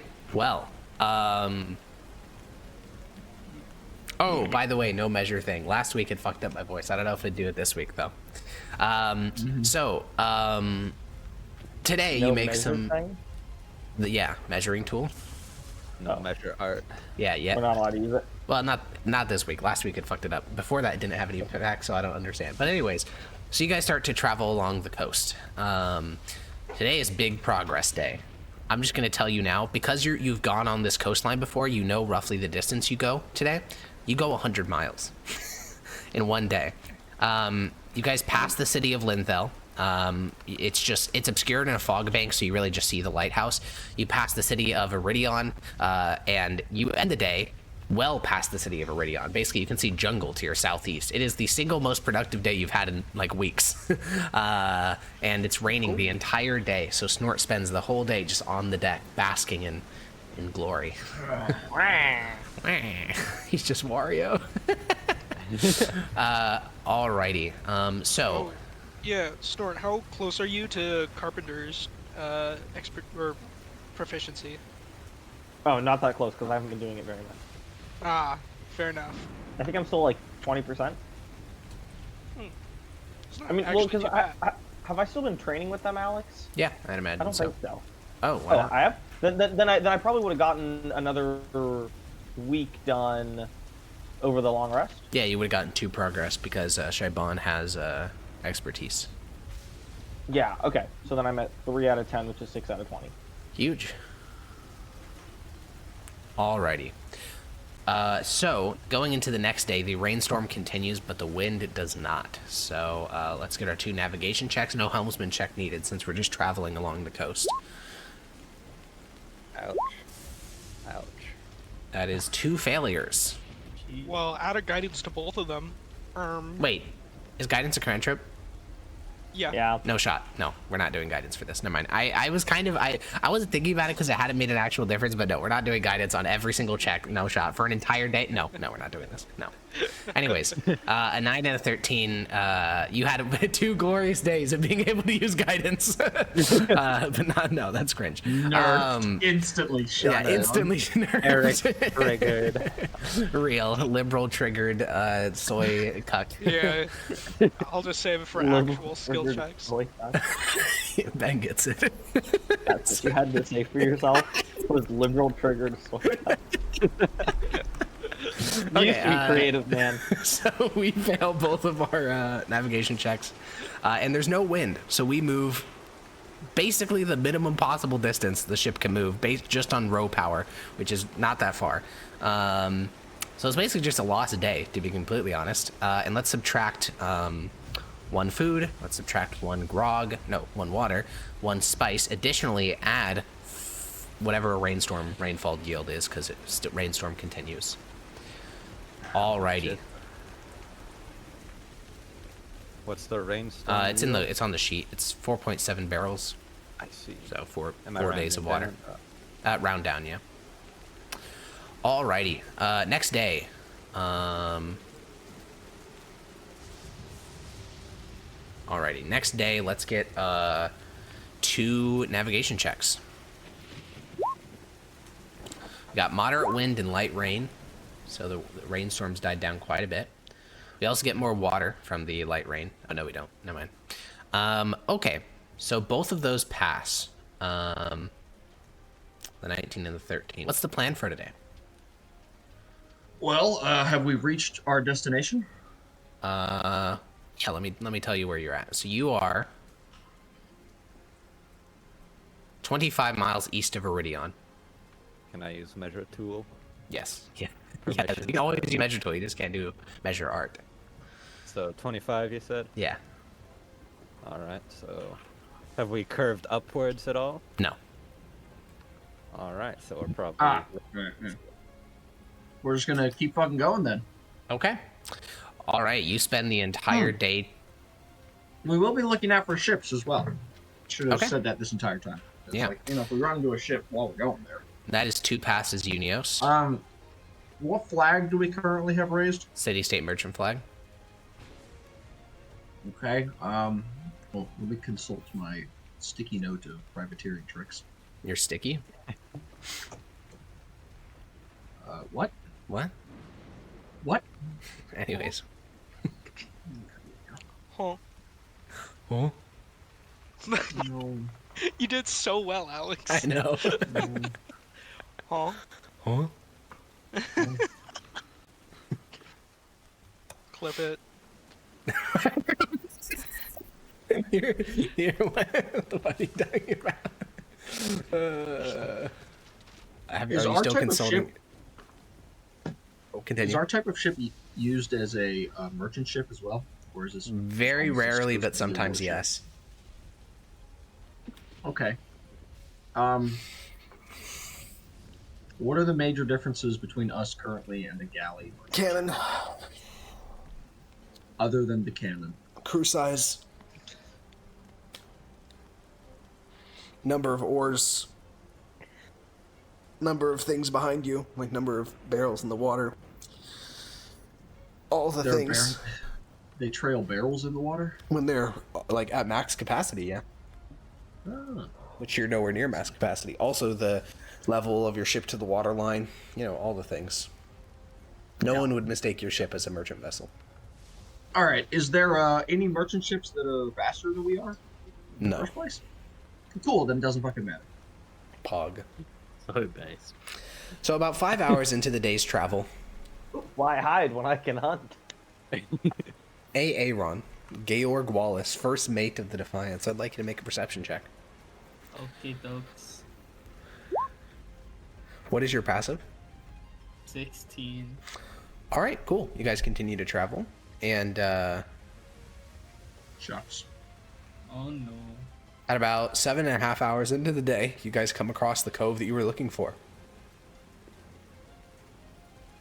Is it Occupied? slot? It is not occupied, no. Is it What? I occupied? guess.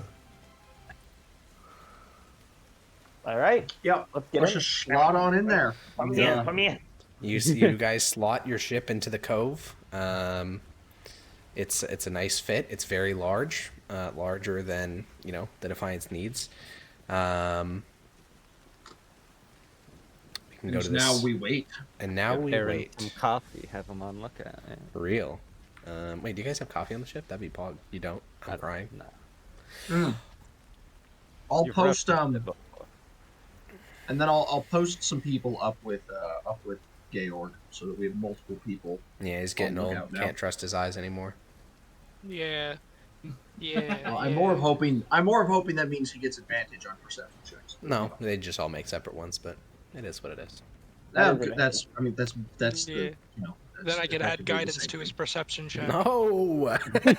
No, you can't do exactly what the spell says That's it not does. what the spell. No, the No. spell is for split-second things that are happening, not him sitting in his crow's nest for 24 hours. No, It's for like one no. round. You could Blake only do yelling this out- during combat, Blake. No. If Runo is sitting in the crow's nest for 8 hours straight, casting guidance every single second, that's fine. But then his voice is going to be hoarse, and he won't be able to cast spells for a week. That's my deal I have with you. Okay. Blake saying, no, you can't use the spell for exactly what it says it can do is so big.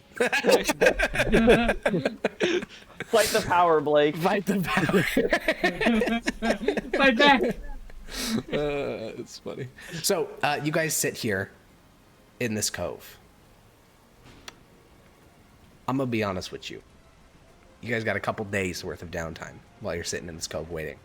So, is there anything that anyone on the ship would like to do during the next 3 days? I want to start learning how to swim. Oh, I would- yeah. This is a perfect place to do it. It's a nice controlled cove with reliable I already learned. Damn. With reliable tides. So yeah, absolutely. Andre and a couple of the other Marines, since they're pretty free, will spend a lot of time doing that with you. Smile. I want to join them. Aw, old mate. Well, no, you're in the I crow's want nest. us to Sorry. split his throat. I would like to make a request of Adrian. Yeah, Georg, you're like sitting in the crow's nest, looking out towards the ocean, looking down at other people like splashing around, having a beach episode. You're so smudged, just crying in your crow's nest. I do Yeah, get I've- bottles of alcohol up here, right? Yeah, you do have balls. All right, so remove 1 barrel of fine ale. Oh my god. Go! That's a lot of Let's alcohol. go! Yeah, but he's We up there only for have 1 barrel of fine ale. It's all mine now! Hey, you're leaving him up there Wait, for that's- days, okay? Dude, that is 70 pounds of liquid. No, there's no shot he drinks that It's whole not thing. just him, it's the whole crew, Garage. okay? It's a day of celebration. Alright. Half Well- of that bottle, half of that. Yeah, Georg, I think on like the second day, you're up in the crow's nest looking out towards the ocean. There's a bit of fog around you. Rain's continued for the last couple days. You're drenched. You've just accepted that you will forever be wet. You've forgotten when you've even been dry. And you hear sort of like the squeaking of wood as someone pulls themselves up into the crow's nest with you. And Democritus is there. He looks terrified of being up this high, but he sort of sits down on the wood and looks over. Hello? Hello, what are you doing up here? Well, I've been working with some of the top men on how to climb the rigging. That's good. I'm Actually. gonna look at how scared he is. He's terrified. He's his white knuckled shaking. You? Aren't you? You know, us old men have to stick together. Oh yeah, dude. How old is the Democritus again? He's like late 50s, early 60s. Yeah. Yeah. some alcohol? I'll pull out. No, I'm lemon good. I have splash. to climb back down. Good luck. Well, I guess while wish I'm I could here, help And he you, but, takes out his little notebook, and he realizes it's raining, so he puts it back away and says, I'll remember it for later. What is the best moment of your life? best moment of my life. Yes. Probably when I was the head carpenter of the ship, Why is that? or the master carpenter. Got to improve my craft. I'm pretty handy with my. I have whatchamacallit. Fuck, can't remember the exact saying of the word, but whatever. I'm pretty fast with my hands, so it's nice to be able to do something and have it shown on a big ship with a lot of people on it. What'd you do before you were a carpenter? Any family?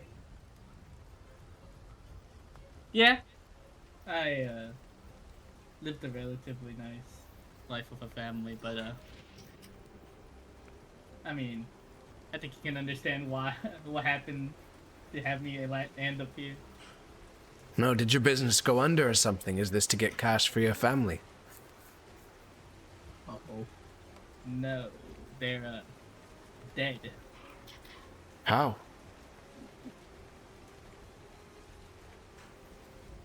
They I don't want to talk about it.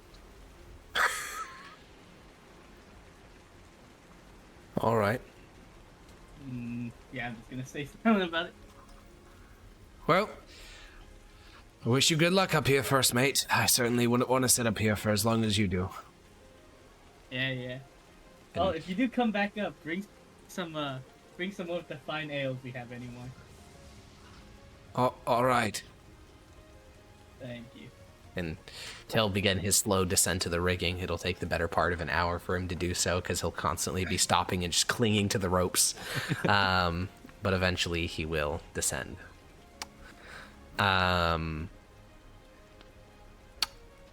Later in the rest, Vezio, probably on the third day. It's late at night. You were selected for the night watch because now that Crab's in charge of the night watch, he just sort of like picks people who slightly annoyed him that day to do night watch. And he picks new people every day. So today you were selected, Vezio, to do night watch. You don't know what you did, but clearly something. So you're sitting on the ship. It's been like, it's like 7 hours into your shift. It's like 4 a.m. You're utterly exhausted, ready to just fucking pass out. And Democritus will walk over to you, Vezio. He's woken up bright and early. He's rubbing a bit of sleep out of his eyes. Good morning, Marine Sergeant. Morning, Bard.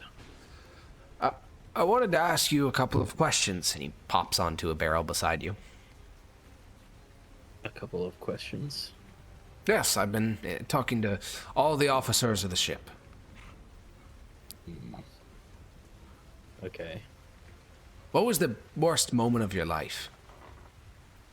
The worst moment. He nods.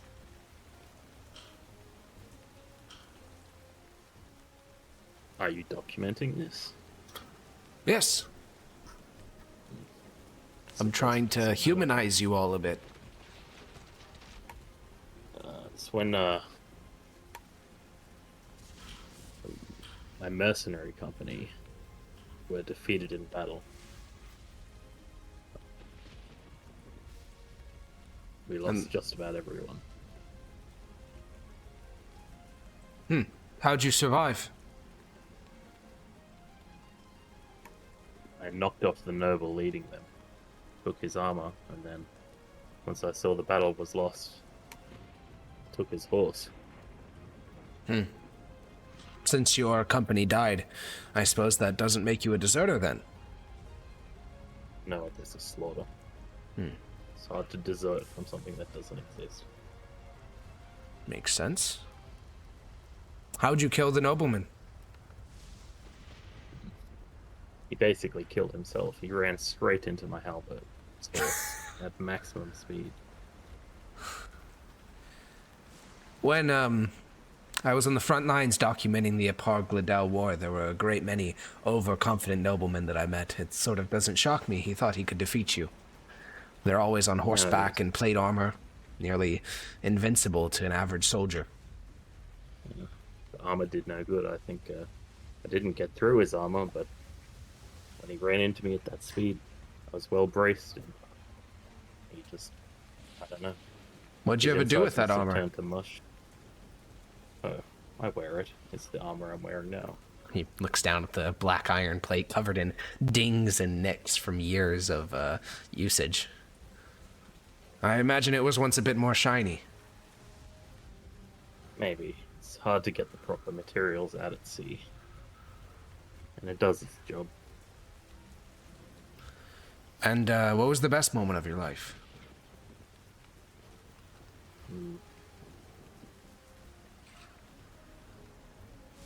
The birth of my son. Where is he now? He was with that mercenary company. Oh. So he's dead then? Yes, I think so. Couldn't find him. Couldn't find anyone there. I'm sorry.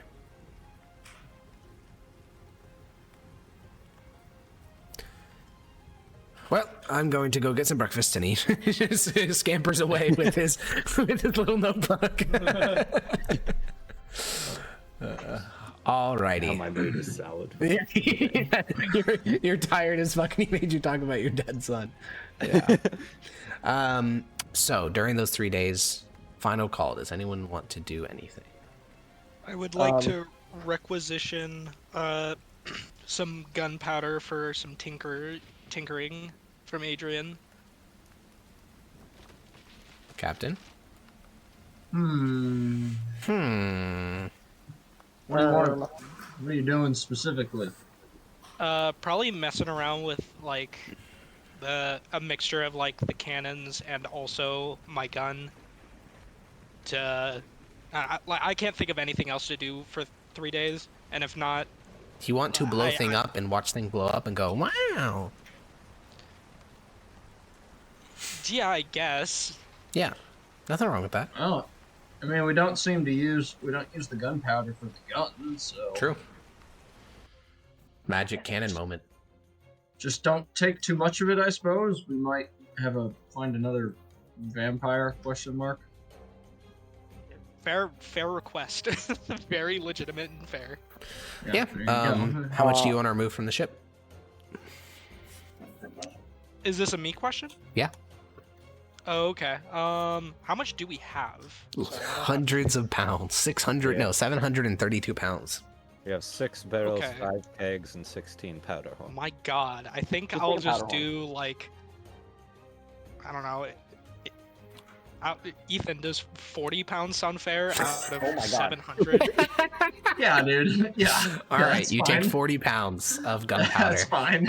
These experiments will be done on the beach, not on the ship, You're luckily. taking Yeah. 40 pounds of 40 gunpowder? pounds of gunpowder. Wait, That is not fine. That is not fine. That's a That is lot. so much gunpowder. It is a lot of gunpowder. so like That sells for how much gold? I don't think you know. oh, I mean, so You are burning money right now. You're literally about to explode cash.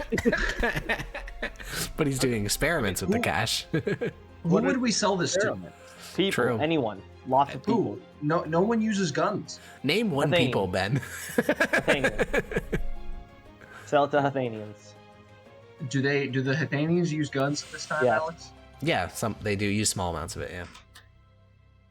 And they have cannons in Redberg by now. Okay, you can have 20 pounds. Like, Oh my Yeah. God. And now, are you actually like That's so small. doing this for experimental purposes, or are you just I mean- literally gonna go to the beach and blow up gunpowder just to? Yeah, I was just gonna experiment. I'm not just like blowing it up for no reason. I was like using it. What To, like, experiment? That's Probably like- are these... So you said you're just trying to burn time. Do you actually have like a mechanical experiment you're conducting, or are you just trying to find something for your character to do? Well, The thing is, I actually do want to actually like improve the cannons and my gun. I just don't know enough about cannons and guns from this time period to effectively name something that I can improve on a cannon or gun from this time.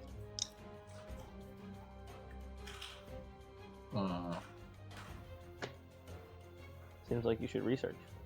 True. Seems like Luckily for the you need cannons, to- though, you can improve them because they don't use gunpowder. They're just magical. Oh, It fair. seems like you need books before you need gunpowder. So I'm actually going to go ahead and say no. Ben Give brought him up an one excellent horn, point a singular that we horn. can- Yeah, that give we him can a just horn. sell this stuff. Yeah, can I get 1 pound of gunpowder? 2 pounds because You they come can in have horns two. of 2. You can have two because that's how much. That's how much. That's it helps. Let's go, negotiation. dude. Yes, Blake, you started with 0 and now you have 2. That's negotiation. That's business. Let's go. That's a All view. right. 2 free pounds of gunpowder. Let's go. Yo! All right, you get yourself a keg of gunpowder. Additionally, Andre Cox is going to request from you, Captain Svensson, one of the dinghies. What? Sorry, you cut out there. Andre Cox is going to request one of the dinghies Why? for destruction purposes. What? He would like to destroy it.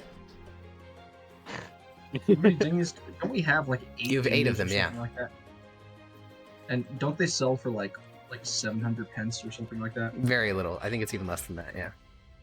Yeah, dude. Yeah, he can have a. He can have a. go! He can have a destruction dinghy. Yeah, He I just think- wants to destroy a dinghy. Yeah, he's gonna put it on the edge of the ship, and he's gonna take all of his guys who aren't trained with firearms and just have them shoot at it for like a lot of time. We've been here Oh, for okay, like yeah. we've been here for like 2 days, and everyone's like, "Hey, can I destroy stuff Yeah, and can I blow just it up?" destroy things? Average military people.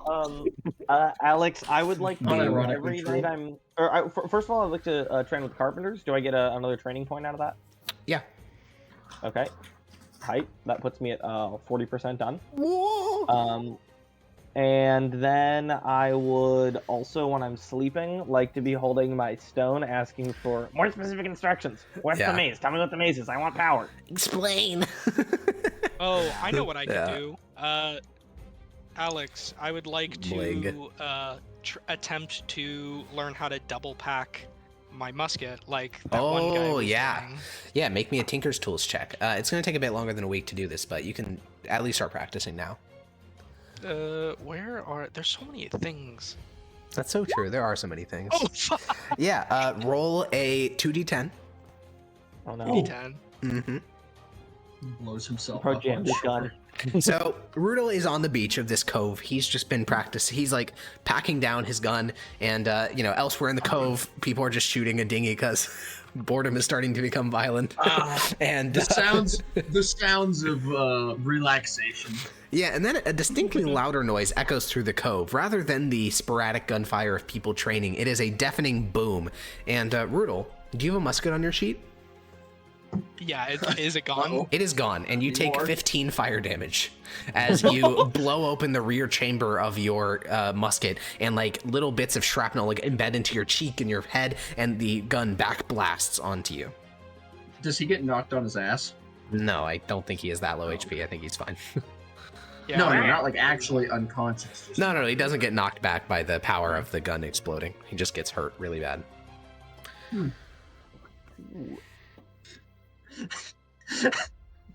Like it's gonna be. I imagine he looks kind of like a Looney Tune character. At Yeah. This point. Yeah, Like, he that's has what I was just gonna Soot and Wait, no, I don't like the mental image because then it's Rudo and blackface. well, it's, no. Are you saying like every coal miner ever? Yes. Is racist? Oh, okay. all right. Yes, Yeah. that's an Alright, then. easy one. What do you mean? I'm probably sitting there with like second degree burns. Yeah, and you're just like So would you like to requisition another musket from the ship armory? Yes. Okay. because that is. You can add another one to your sheet. You got plenty. You got 25. Oh, Yeah, that's what your experiments yield in these 3 days. A bunch of shit in your face. You do get a short rest during that time, though, so if you'd like to heal up a bit. how do I add a musket? I can't type it into the thing. Add it manually. Oh yeah, I forgot. What did you say before? You can do a short rest if you want to heal up some of the damage. Let's go.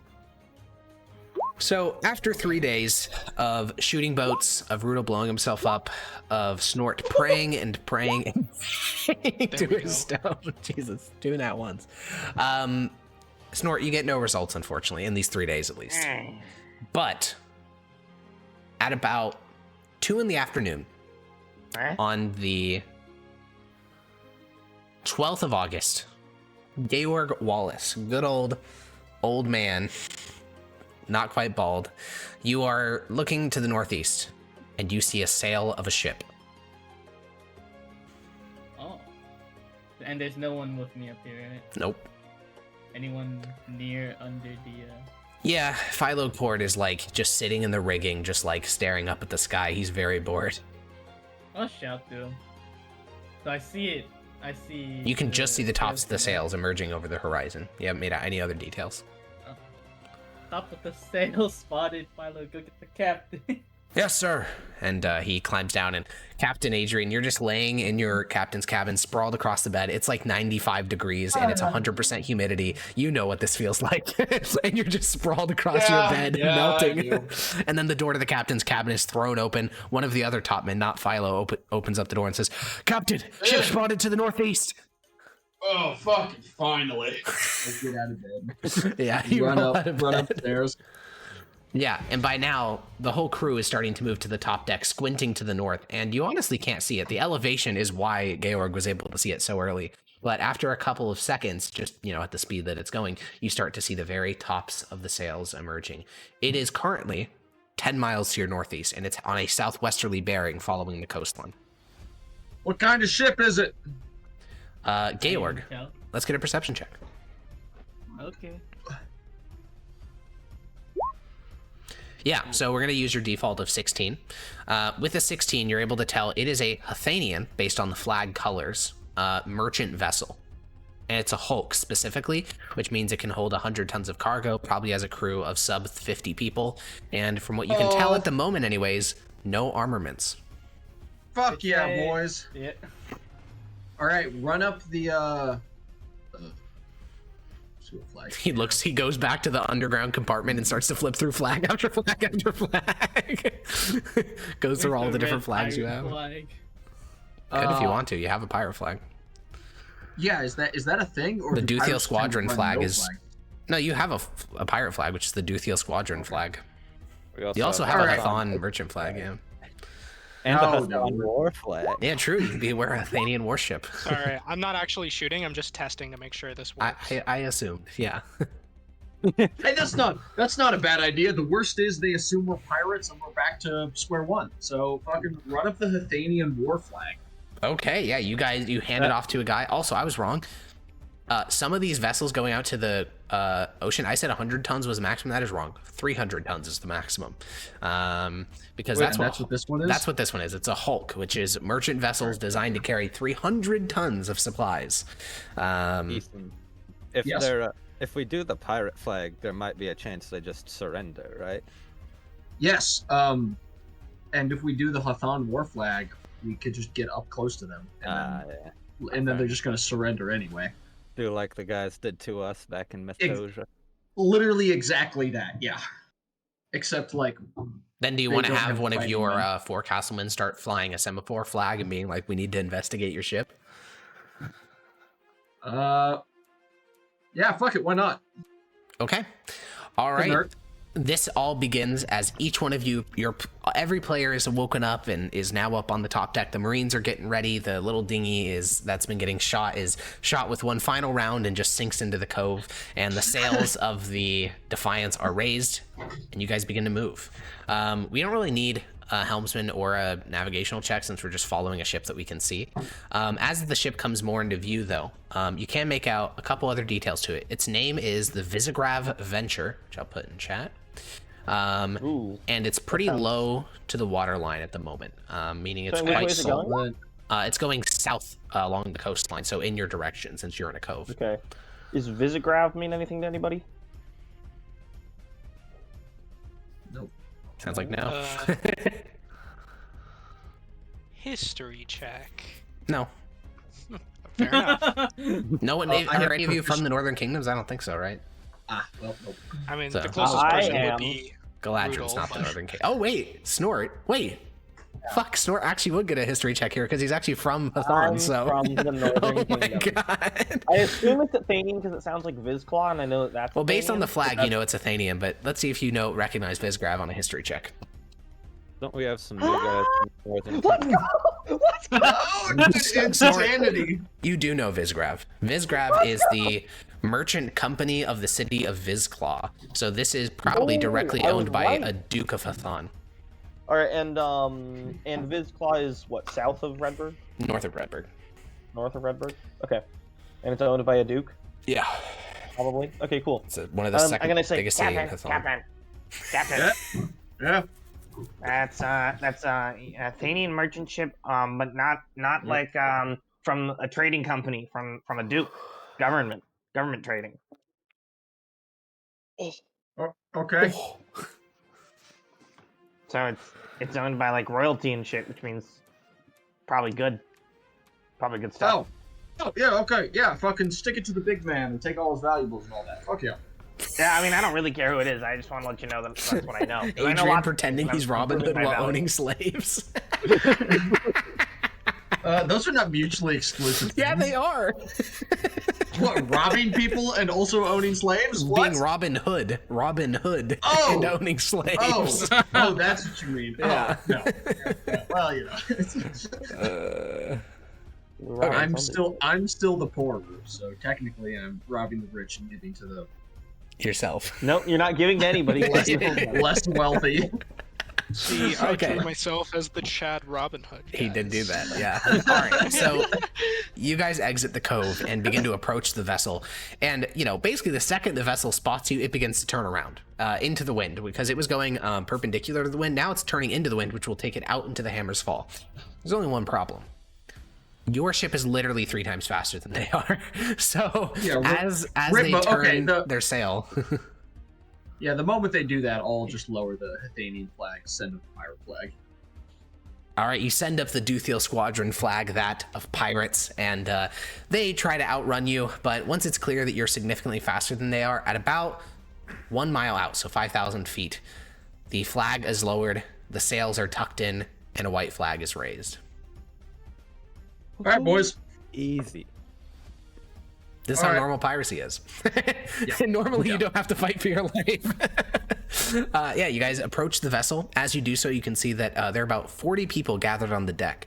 At the front of them is a man who, he's wearing a captain's hat, but he doesn't look particularly wealthy. And he just, waits next to where the gangplank will be placed as your ship gets closer. Who's the captain of this vessel? That'd be me, sir. And the man wearing the fancy hat raises an arm. Oh, are we boarding? What, You're just running alongside them at the moment. You haven't boarded them yet. Okay. what vessel is this? The Visgrav Venture, sir. What cargo do you hold? Wool and fabric and amber from Yektenberg. Ooh. I'm not the owner of this Well- here vessel, so I've no intent to fight you, but I would like you to fill out a receipt of goods if you're to take them. A receipt. A receipt of... What is this, Myth Doja? A receipt of... It'd just make my life a whole lot easier, sir.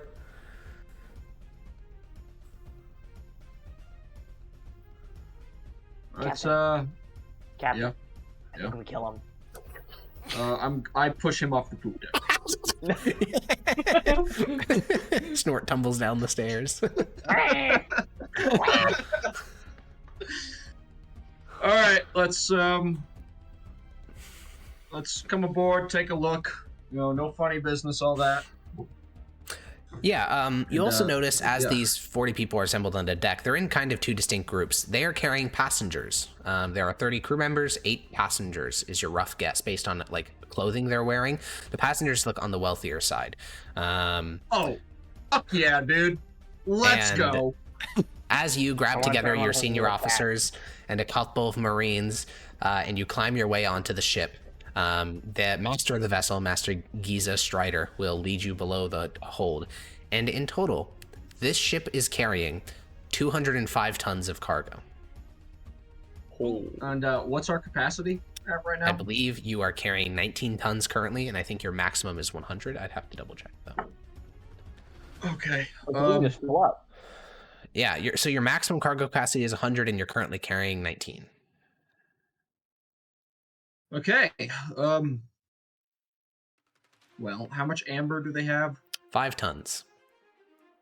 Let's How have much is that. amber worth normally? I don't think. Actually, I'm trying to think. Amber is not unique to Western Valoros, so maybe there's a chance you know. Roll me just a general in check, Brutal. Also ask the dwarf. What? Why would the dwarf know? Doesn't he have gem? Doesn't he have gem I'm cutting? coming. Does he? Just Also, I don't think amber is a type of gem. I was about to say. No, amber comes out of like trees, doesn't it? Yeah. Yeah, it's like. Oh, Okay, my so Rudel. No, that's you got fine. a 20 anyway. Either way, Rudel knows. So the answer is I don't actually know. Let me do the math because I know how much it's 1 ton of it worth. I need to go figure out what a pound of it is worth. Well, they have 5 tons, right? So I just care what that's worth. Yeah. So your guess is that with 5 tons, it is worth 600,000 pence. Yeah. Nice, I'll dude. tell- 600 fucking gold. Fuck yeah, dude. Yeah, let's It's have also the amber unprocessed because like it hasn't been cleaned up at all. If you turned it into like fine jewelry worth, amber would be worth so much more. Well, I guess what our new problem is how do we sell this without looking suspicious? Yeah, offload 5 tons of amber. Literally, I thought about it, and we could just sail to Amon. I think they would have the same question. No, Amon's a city on there's- Galadrim. They probably would not have the same question. Oh, okay. My bad. It's okay. Besides, this is a later problem. Let's rob them for now. Exactly. Yes. Bingo. Oh no, I've got so much amber, I can't sell it all. I had to get it all for free. We're Anyway, suffering from success. And you said what else did they have, Alex? Processed fabric, like bolts of cloth, and then wool. Okay. Okay. Is this I like imagine. silk? No, it's I imagine wool. that- It's I imagine wool and the fabric. The processed fabric is probably worth more than just the raw wool. Significantly more, yeah. How much Yeah, of let's- there is each? How much is there of each? Wait. 130 tons of unprocessed wool and 160 ton of woolen fabric. All right, let's have as much of their woolen fabric as we possibly can. Cool. Well, leave he's doing Are they like that. leave a contesting ton. any of this? What'd you say? Are they contesting any of this, or are we just getting our pick of the litter? You're just getting your pick of the litter. They They have- would they literally have die. zero- Yeah. They have 0 All leverage right. here. Can we ask for like one of the noblemen? Okay, well, well, I'm gonna get to that. You're not Okay. getting a cat snub. I was about to say, Yeah, sorry, I'd like yeah, to check we're- what we're- the 8 passengers have. Yeah, we're Well, yeah. At the moment, you we're- guys are below we're getting decks to with the captain. that. We're getting to that. And yeah, he'll basically just show like everything they have, and he'll say, "Well, that's about it. We could help transfer the processed fabric to your ship. I don't know how much it'll sell for where you were going, though. We were going to sell it in Mythdosia. Heard that it had a higher price." Yeah, we'll find somewhere. Shrugs. No, I'm not, You guys I'm want to not be gonna absolutely fucking- full, like to the absolute brim? No, I said leave about a ton. Oh, okay. Yeah, and Could then also, like um, dump some of our Yeah, stuff. my brain in dead. How much? dinghies. Wait, how many pounds is a ton? Like 2,000? 2,000. Okay, wait, no. Okay, my math was right. I just. Okay. yeah, what's cool? some are we carrying a bunch of Dinghies. Get rid of them. how yeah, much get do rid they of the each dinghy. weigh? All of them together weigh about half a ton. I'm Your asking. heaviest are we thing by carrying far a- is your cannons, and your food and Yeah, water. we're not getting rid of those. We can get rid of the food. Yeah, who needs water? We can get rid of Lol. I Yeah, mean, we the could just water eat we some could get rid rats. of. We could get rid of the water, unironically, because it's going to rain more. If we stay in Galadrim, it's going to rain more because it's Galadrim.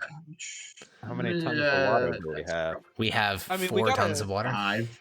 5. We gotta Yeah, it's sail almost 5. around the entire island to get. If you're to going to Amon's. Amon, yeah. We have grog, so who needs water? That's also gonna get more. I don't like the sound of that. We went from 0 barrels of water to 14 in like a few days travel. Yeah, in Galadrim that happens because it rains a lot. If you leave Galadrim though, that'll be different. I mean, we can just do this again, can't we? If we're really that low on, I mean, we just got 5 tons worth 600 gold. Yeah, Let's, we can get water easily. We can't get woolen fabric easily. Before we check, we could also, like, I don't know if we want to look for secret compartments or just, like, see Yes, what that's the noble... Can we do one thing at a time, please? He's losing. Can we No, no, we can't. Blake, this is an excellent idea. Yes. Can we please do one thing at a time, guys? Oh, my bad. I beg of you. Skibbity, skibbity, skibbity. First item, get rid of our water. Take the Cumulationism. drip. All right. How much grog do we have? 12 days of grog, 14 days of water. I feel like that doesn't equal how many days of rations we have. It doesn't. You have less water than you do food. Why? The rains. Wayne's. Shouldn't that mean we should have more days of water than we have? No, because you bought less grog originally. Because you don't need as much water at a given time because it refills itself. Exactly. Renewable resource. I guess cut it down to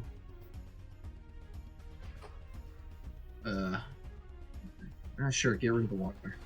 All of it? I'd say so. Okay. Okay. Wait, oh, because we still have grog. Yeah. 12 days grog, yeah. All right, we're able to squeeze a couple Can't more we- tons of wait. fabric onto our ship. Can't we not get water then, just because we don't have? Correct, if you for do. it? Correct, yes. But you'll be able to refill the existing grog up to your weight limit. Oh, that's fair. Yeah. Okay. Like, as you consume Okay, the grog, you get And then I also we left a ton, like 2 tons of extra space. Yep. So we Cool. are carrying 79 tons of processed fabric, which is still not even half of what they had, so. All right. It's another reason why they're chill with you taking stuff. Eric's, what happens if we go over capacity? You will literally sink, unironically. Yeah, all right, You will overcome the Okay. buoyancy of your ship and you will sink. okay, so that's I don't know That's if not we happening. could ironically sink. I don't know if that's a thing. that's pretty funny. I don't know, you can ironically sink. All right. Guys, I was so, being ironic. We're not actually sinking. So we're gonna do a couple things at once here. I'm gonna get the carpenter to come or Shy Bond to come over here, and he's gonna start snooping around for hidden compartments. Oh yeah, I'm gonna ask the captain if he has any gold on the ship. No, sir, not much. Just enough to pay the crew. How much is that? 14 gold, sir. All right, we can. We won't be having that then. He gives it up. Yeah, I'll get Shy Bond to come over here, and he's gonna start snooping around for hidden compartments. Yeah, let's get an investigation check from Rudo at advantage. There you go. Where is investigation? He'll find it. He's got it. I'm gonna add a +5 to this. Oof. So you got a 17? Yeah, 17. Yeah, I mean, you search the captain's cabin pretty thoroughly. You toss aside chairs and flip tables, and you do all this stuff. You do not find any hidden compartments. We're at the ship in total. Yeah, anywhere. Cabin? Yeah. Okay, cool. All right. Okay, and now let's I'll wander up to where those the passengers are all at. Yeah, up on the deck, the crew. There's like, it's weird to call it, but like there's like an understanding amongst people on the sea, sailors, that like this is just how these interactions go. Merchantmen, they can't defend themselves, but you're not going to horribly, brutally torture them in exchange for them not fighting. No. That's the deal. It is understood by everyone on the ocean. But the sailors also know that deal does not extend to passengers. So the 30 crew members of this ship are very distant from the 8 passengers. They're not trying to be like, oh, these are our people. They're like on the opposite side of the deck. And these 8 passengers, there is one man who's dressed very nicely. And then the rest of them are clearly servants or attendants. All right, I'll go up to that guy. And who are you? He looks you up and down. Must I identify myself? Yeah. He looks over at your vessel. So what are you, deserters? You fly a Athenian war flag. We just have that. Thought it might make you surrender quicker. Seems to have worked Who on are the you, cowardly then? captain. Captain knows how these things work. You seem not to. That's because you don't know who I am. I am Baird Reginald Tilsdem de Hotterville. That means nothing to me. I'm not from here. Just because you are uneducated in the ways of your betters does not mean that it does not matter. I'm an official ambassador of the King of Hathon. If you touch me, you and your little band of pirates and rapists here will be hunted down and hung from the decks of every war vessel in Hathon. Will we now? I'll put my finger right on, just like boop his nose, basically. Yeah, he recoils a bit and says, I am certain that the Archmage is locating your position at this very moment. Surely. Some nice clothes you got on. Bet you got even nicer stuff down in the hold, don't you? You think I trust this hold of my gear? The members of this ship are thieves, not unlike yourself. Perhaps they put you up to this. Perhaps they did. I'll shout on over to the captain. You got anything good on him? Gold, valuables, things like that? I don't know, Captain. He kept his supplies separate of the rest of the cargo, said he didn't trust us. Where are they? He kept them in a trunk at the front of the cargo hold. We're near his bed. and the Baron, sort of sneers in anger at the master of the ship. I'll motion for a couple crew members to go grab that thing. I'll go. No, you won't. All right, come on. Come on. What am I gonna do? I guess Steal. I'll go. Yeah, there you go. Yeah, What have I stolen? constantly. Name one. You did steal. You did admit to stealing the magical armor. I gave it back No, immediately. You didn't- I you handed didn't it just- over. Also, I never stole it. You guys said I could have it, and then I didn't want it anymore. Okay, Yeah, Eric, 'cause- I'm already walking Yeah, down. yeah, you've descended the hold. You He's head to the gone front. already. Yeah, I hate up you. here there are a bunch of hammocks and beds, as you'd expect, and there are like individual footlockers. And normally you don't even bother looking in these parts of the ship because it's like a bunch of personal effects that don't sell for much. But next to the passenger section of this area, you see 4 large trunks of clothing and other such things. And as you open them, you find about 20 sets of fine clothes. And you find a little, what do you call that? Like messenger bag. Shit, dude. Messenger bag. Mm-hmm. Hmm. Would I be familiar with like a magical defense or any of that? I mean, they exist. I'll take the messenger bag up and let them know about the fine clothes as well. It's just me down there, right? I couldn't like carry it all up. Oh, sorry. 20 I fine motioned- clothes is I- like 10 pounds, but... I Oh, meant If you for a bunch of. want, I meant for a bunch of people If you- to go down there. And just Okay, yeah, bring then the chest Unios and down. like 3 Marines emerge back to the top deck holding like 20 like sets of like fine, gold inlaid garbs, just very fine clothing, as well as a messenger bag. if you guys are worried, I could ritual cast detect magic to see if there's anything wrong with the bag.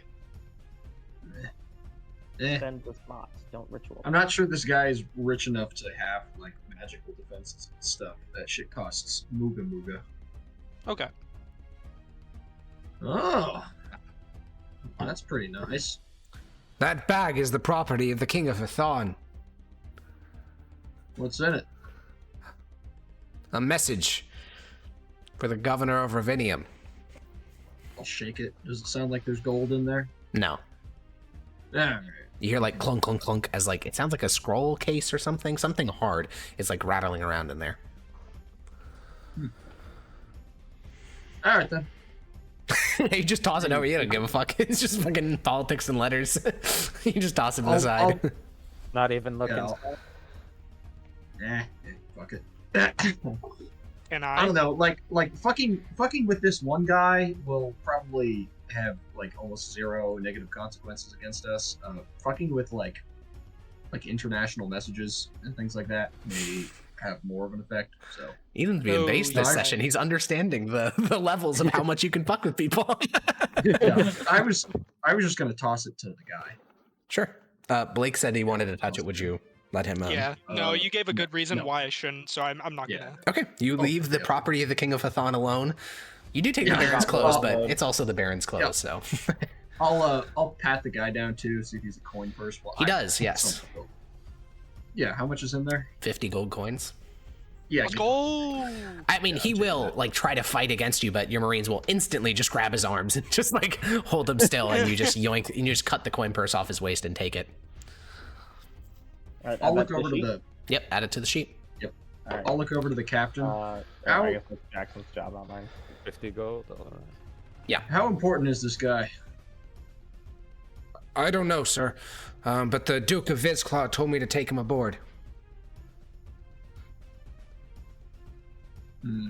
I'd rather you not harm Like him. I think the Duke would have some words with me. Okay. All right. These all the servants? Yes, sir. As far as I know. Oh, Lord, you travel with an entourage. Yeah, there are 7 servants. I'll. Does he have fine clothes on too? Of course he does, yeah. I'll have those too. My clothes. You barbaric, and then one of the Marines just hits him in the stomach, and you take his shit. Get I'm sure you have gang, some. bro. I'm sure you have some sufficiently respectable clothes for him to wear, don't you, Captain? I got some clothes from for the extra sailors.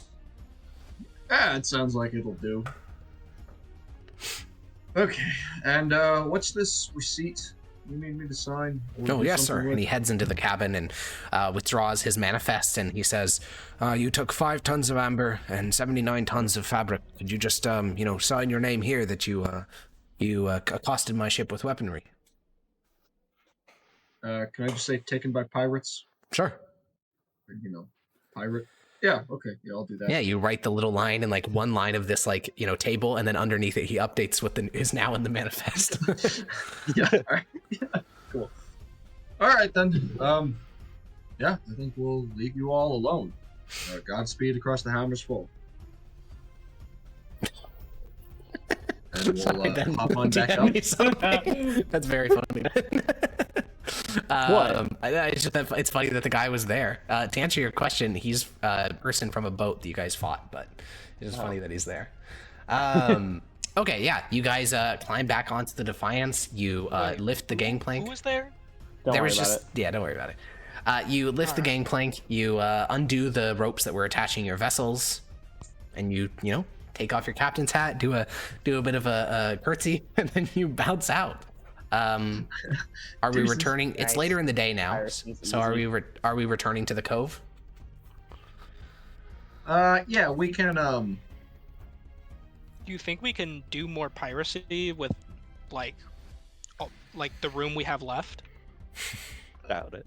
Not this kind of piracy. We could I mean, we could- accost the ship and take their like small valuables, but If they're carrying gold, we could, but yeah. Yeah, or I mean, we could dump we probably have like weak shit that weighs a lot that we could dump.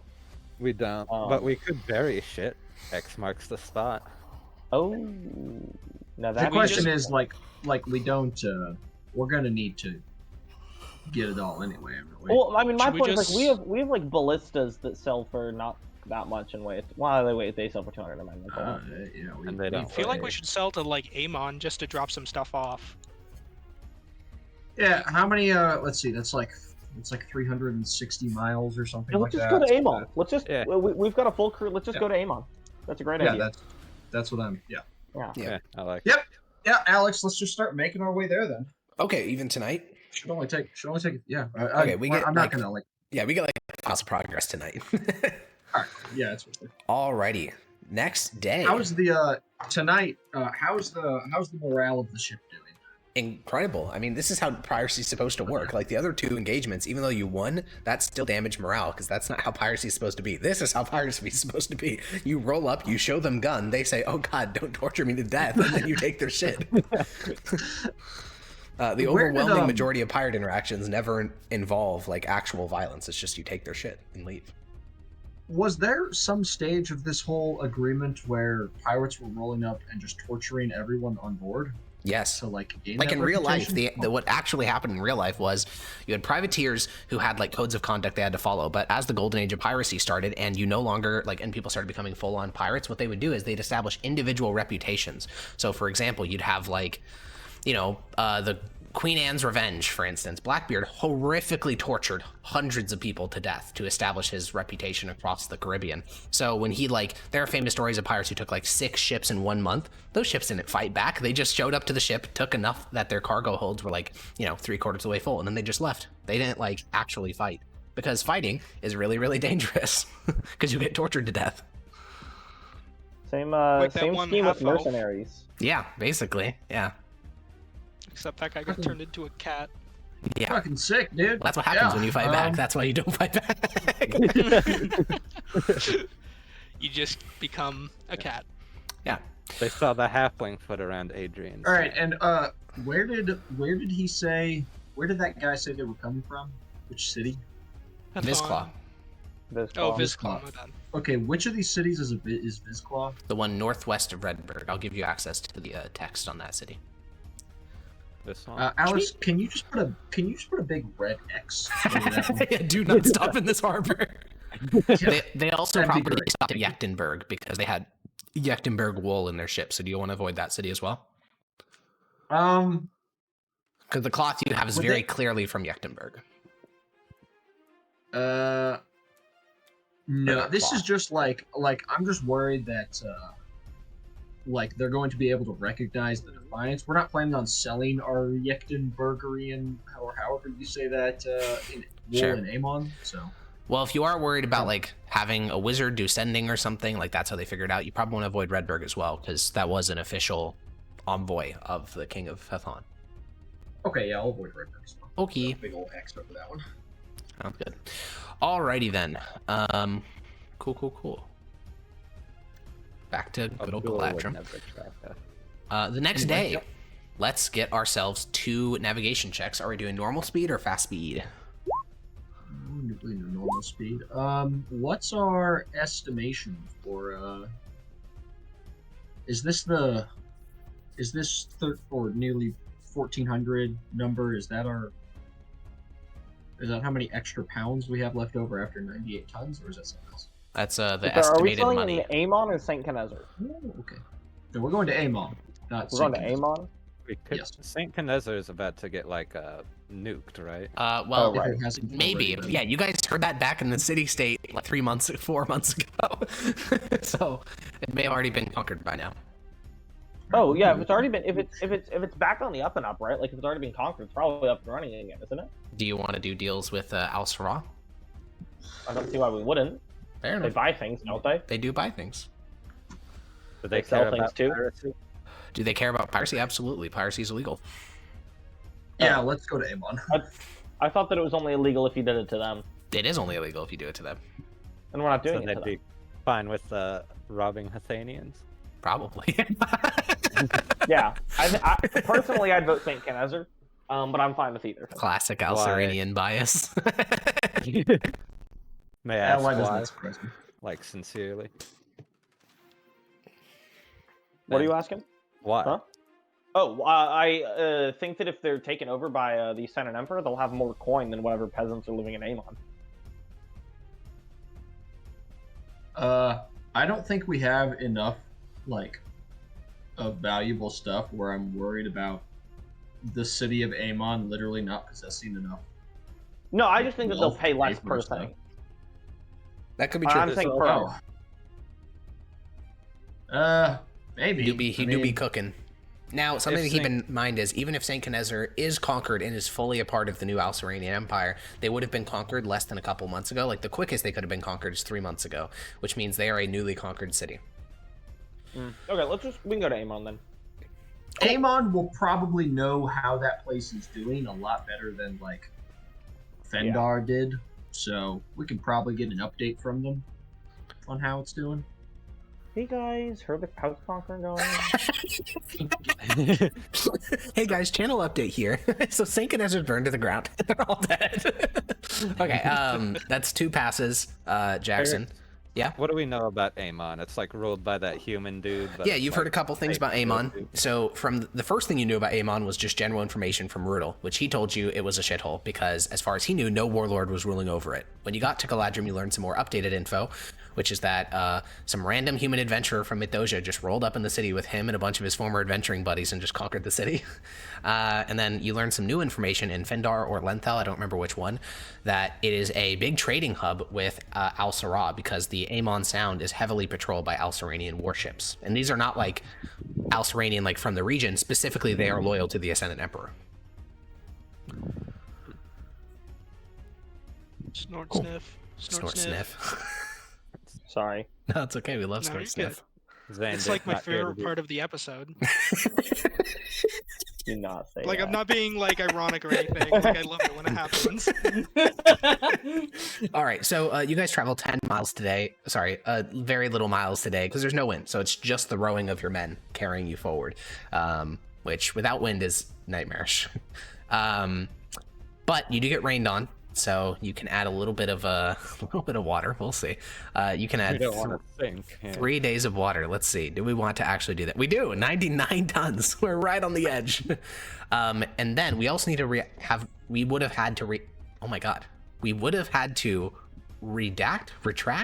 subtract. There we go. Holy shit. Subtract some rations. So for the rest plus today, remove 4 rations, 4 spice, and 3 water and 1 grog. Can David Cook give me a free hip die? Because I am. No, he Or is can only that, do that like- in a short rest, unfortunately. And you guys have been Oh, traveling. My bad. It's okay. Alrighty, next day on the 14th. Let's get 2 navigation checks. Can we also make this cut as well? Or actually, how much mileage does that save us? Well, do you want to know where you're at the moment? Oh, sure, why not? Since he passed, well, actually, one sec. Yeah, since he passed both of those, you guys are 60 miles east of Iridion. 60, you said? 60, yeah. That Okay. doesn't tell us too much about how north or south we are. I just like go south until the coastline goes directly west again. That'll give us a good idea of where we're at. That's good then. Banger. Thank you. All right, then you guys just start to travel along the coast. It's a good meme, Ben. And no helmsman check needed. It's light wind and no rain today. And as you end the day, you are entering a circular cove. It's almost perfectly circular as well. In fact, I'm trying to think who in the party would have a chance to know this. Probably Rudel. Actually, here's a question. Does anyone here on the crew have a history proficiency? I do. I think Rudel does. Alright.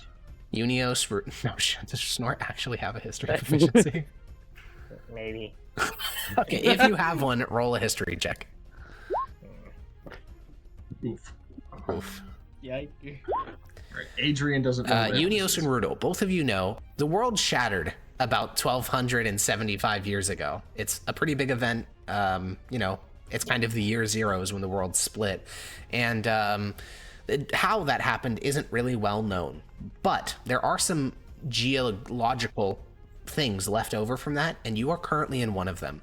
This bay has incredibly high walls. It looks like, what it really looks like is like the finger of a god was plunged into the landscape and split, Valoros open, and you are in one of those like finger holes, Like it looks like the water here is incredibly deep.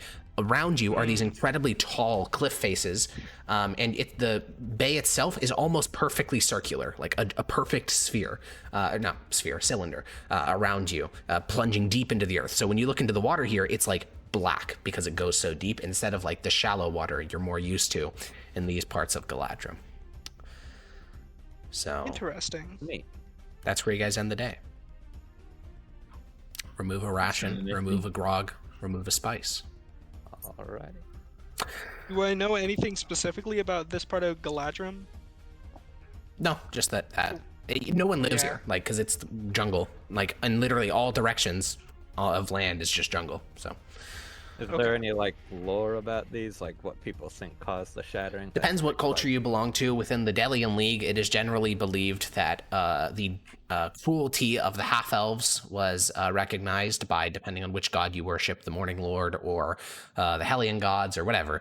Basically, all the pantheons agree, in the Delian League specifically, that the elves were doing bad shit and God decided to punish them, and so they split the world open. Neat. The Athnoeen in particular. It's their fault. It's always their Yeah. fault. Unios believes that. Yeah. What do you mean believes that? That's the truth. Okay, anyways. Make me 2 navigation Oh, no. checks. Pass and pass. Would you like to know where you are, or can we start moving? Start moving because we still don't know north or south True. orientations. Alrighty. At about midday, so at about noon, you start veering to the southeast. And then you start veering south at later in the day. And just as the day is ending, you start veering to the southwest.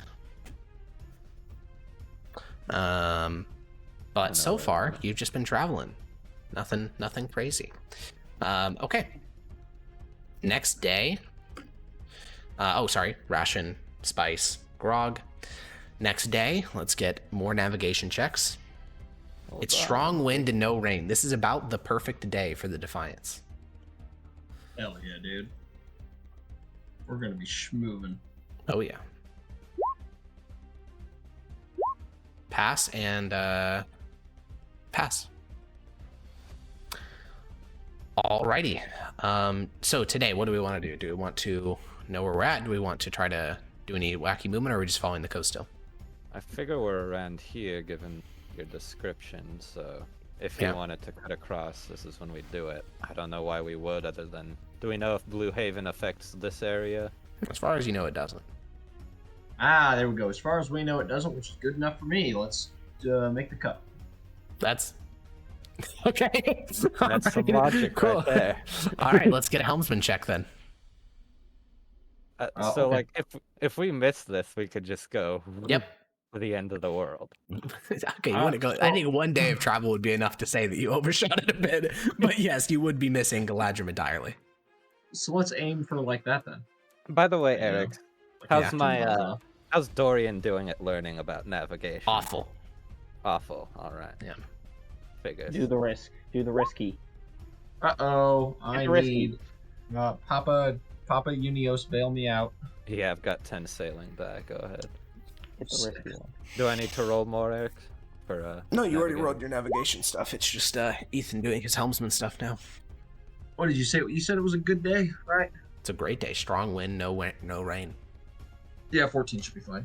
I have plenty of sailing die. 14 is Yeah, indeed yeah. fine. 14 is more than fine. So you guys cross 14's this good. gap, which you're sure there's some name for, just literally none of you know it.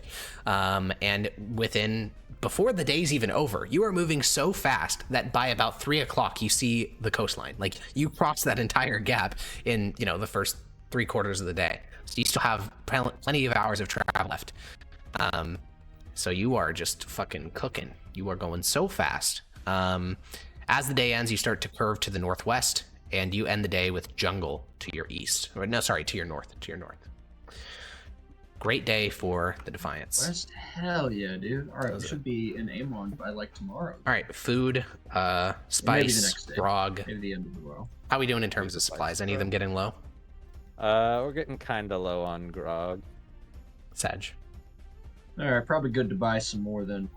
Georg starts gagging with the idea of a lack of grog. That feel when no grog. My fucking alcohol. All right, next day, It let's hasn't get. rained at all. Not yet, no. It's been a dry Alcohol spell. is a strong word for grog. Yeah, true. It's just piss water. Make me 2 navigation checks, but I will say the no rain, the drought, as it were, continues. No rain and no wind today, so you only go 10 miles propelled by the oars of your men. It's an agonizing process to travel without wind. So you gain 2 sailing die, but basically no progress that day. Subtract a grog, a ration, and a spice. On it. Just so you know, by the way, We had we have someone that been could control the swarms. true. We've been at sea for 6 days so far, since the cove. So we're a little bit past average. Oh yeah, Alex, did I use up Leg. the keg horn? Yes. Like all of it? Yes, you Okay, did. my bad. It's not you're fine. Okay, next day. Let's get 2 navigation checks. Pass, and we're still just following the coast. Yeah. Yeah. Alrighty. At about noon, Georg, I'd like to make a perception check. 17. All right. So, at about noon, everyone on the deck's having lunch. They're still traveling. The wind is taking you along the northwestern shore, so you're not rowing super hard. Everyone's able to take a break. A couple of the oarsmen are on the top deck stretching, because even though you're slavers, you're not that mean to them. Like, as long as you're at sea, you don't really mind if they get up and move around, because what are they going to do, you know? Jump off the boat? But to the northwest, more westerly than north, like, I don't want to pull up a fucking compass, but it'd be like 230 degrees, I think. I don't know. Before Alex, we're running the city-state merchant flag at this point. Yep, it's bolded on the sheet, so. Oh, okay. Is that what? Yep, that's the one you have equipped. Nifty. So, westerly, mostly northwesterly, you see a flag in the distance. You see the flag before you see the ship, because it seems to be significantly, raised above the ship's deck. And slowly, Georg, you begin to realize that that is a galley. It is not exactly headed in your direction, but it is headed in the direction you're heading. It is a galley with a yellow flag depicting the sun. Oh, don't shoot it. I'm just gonna report this to whoever's near me to go report that to the captain. Yeah, you shout down to one of the top men. One of the top men shouts that over to the captain. Water bottle. Ah. Oh. Do I recognize that flag, Alex? No. I know it is. Probably the new Alceranian flag, then. I don't recognize it. Okay. We'll just leave it alone, then. Cool. You guys continue to travel. And as time continues, you begin to get closer and closer to intersecting, because you're both headed to the same point. They're headed at it diagonally. You guys are headed straight along the coast. So about 30 miles later, they are very close to you guys. They're off your, western bow, a couple thousand feet. They have made no signs to greet you in any way. You guys haven't, they haven't greeted you, you haven't greeted them, but you can see they are a Alceranian warship, most certainly. Though which of the Emirates they belong to, I don't think you have any way of ascertaining. They all look the same. That is fine. And as the day ends, in the last couple hours of daylight, you and this Alceranian ship approach a city.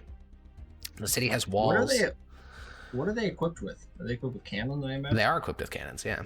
More than you as well. They have 4 on the sides of the ship, and then 1 at the front, 1 at the back. Oh, I see. Same size ship as you, though, so their top deck is very congested. Why can we not do that? You can do it. It's just going to fuck your top deck. It's going to make combat on your top deck nightmarish, because so many spaces are going to be occupied by cannons. Oh, okay. I believe I showed you the map and said, okay, if we put a 10-pound gun here, we put a 10-foot-long cannon here and a 10-foot-long cannon here, then there's just no room to walk anymore. Which is what they did. Oh, okay, so there's no room to walk on their ship? Basically, yeah. Make cannon platforms. Well, then that's a massive carpentry project, and sounds like it'd be a lot of trial and error, and a lot more than just yoinking someone's cannons and putting it on your ship. I don't think so. Oh, it sounds like that? That's... I don't think so, DM. You're wrong. So you guys get closer to the city with walls, and you notice a couple of unique features about it. First of all, there are actually people patrolling the walls, which instantly makes it more of an actual real city than Linthel or Fendar. Those cities didn't have walls, or if they did, they didn't have soldiers patrolling them.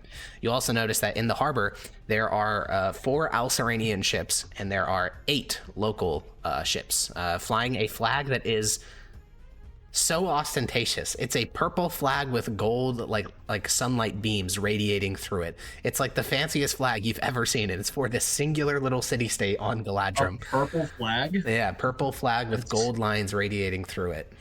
That seems excessive. What if you can't afford a purple flag? Guess you can't be in the fleet of Trajan the Invincible.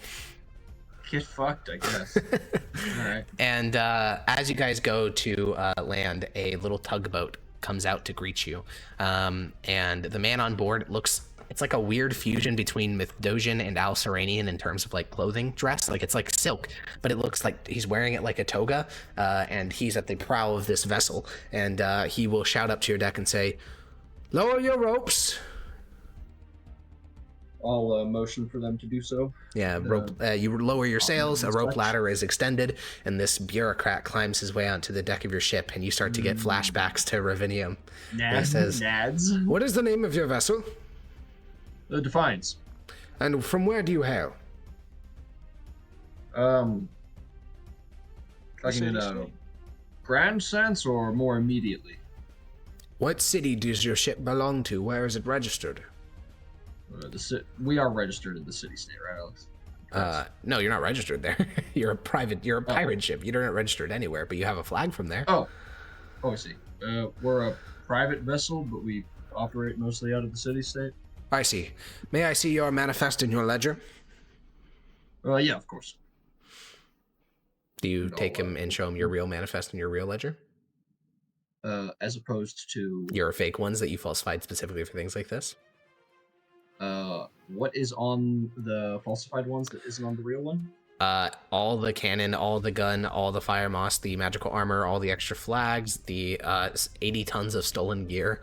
The fire moss? The fire moss. What The do we noble not Show fine them the clothes. forged one. Wait, so he's gonna look at our manifest, look up at the cannon, look down at the manifest. There's cannon. No. over there, and I then like what the. do I say? Sorry, I meant the Buckthird? ballista, not the cannons. The ballista. Basically, everything that's not on the top deck and easily visible. So if he goes down to the below Yeah, deck, then he would see that was not correct. Yeah. Why not put all that stuff on the fake one? Well, if you put everything that's on the ship into the fake one, then why do you have a fake one? I'm not Because we saying keep everything. the illegal stuff up there. but Okay, keep, technically, it's you don't know what's illegal in this city, so you can't really like do stuff like that. You have to do it based on what is easily visible. So what's easily visible on the ship is cannon. That's about it. Well, if the dude, we are obviously loaded way more than just cannon. Yeah, So definitely. Gonna be kind of hard to get around that one. So Well, no, the I'll only show thing that would maybe be illegal here that is actually listed on your main manifest is the fire moss. Okay, well, I should have thought of that earlier. Rip Bozo. But even then, it's like a So random city, so. Yeah, I don't think it's gonna be a huge issue. What about I'll all show the him the real one. flags? That's not on your Again. manifest. Okay, that's good. All right. Yeah. Okay, so you just show them your real manifest and your. Do you want to show them your real ship's ledger? That would include all your personnel. I don't think these guys care about slaves, so. Cool. Then you show him the real ship's ledger. He reviews the two documents. He says, "I see. A lot of wool. What city is the wool from?" Yechtenberg? Fizzclaw. Yechtenberg. Oh, Yechtenberg. He looks between Rudel and Adrian. Is it Yechtenberg or is it Fizzclaw? It's Yechtenberg. Ah, that's good. That's good. These rations aboard your ship, are you interested in selling any food? No. All right, then. No, I don't think so. Well, you're going to need to stay out here for the next hour or so, but the vessel that I came aboard your ship in will dedicate you to a particular pier. Do not let anyone leave your vessel until you've been inspected by one of the ground crews. All right. And he will dismount from the ship, climb back on the tugboat, head to the shore. You guys sit out here in the harbor for an hour. People are very bored. And also, the Alceranian ship does not go through this. The warship just docks here in Amon without any trouble. You guys sit here in the harbor waiting. Eventually, the tugboat comes back out and starts to wave flags, and you guys head towards one of the piers that's occupied with two local ships and one Alceranian vessel.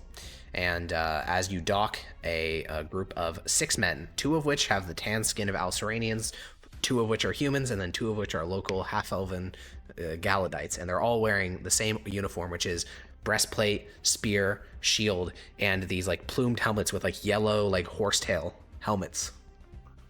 It's a very weird uniform. You've never seen anyone wear anything quite like that. And That's real fancy, I guess. I guess maybe. And one of the Alceranians in the unit who has like these belt, like these knots around their shoulders, like these knots of rope. He'll take a step up onto your gangplank and say, "Greetings. We've been told to investigate 2 things aboard your ship. Okay, which are? We need to look through your captain's cabin, and we need to take a look at the coins in your treasury." Okay. All right. And he waves for the other men to follow him, and they go to the captain's cabin. And roll me an insight check to see if you can figure out what they're looking for as they look through the captain's cabin. Man, if this is how we die. Could always happen. They're not gonna kill us for this. They'll just loot it. Time to torpedo the campaign. Yeah, they're definitely looking for secret compartments. Definitely. They seem to be like, they're tapping along the boards. They seem to be prying some of them up. The good thing is they're looking for like a single board. That's a false board. They're not looking to see if the entire fucking floor of the captain's cabin can have shit smuggled underneath it.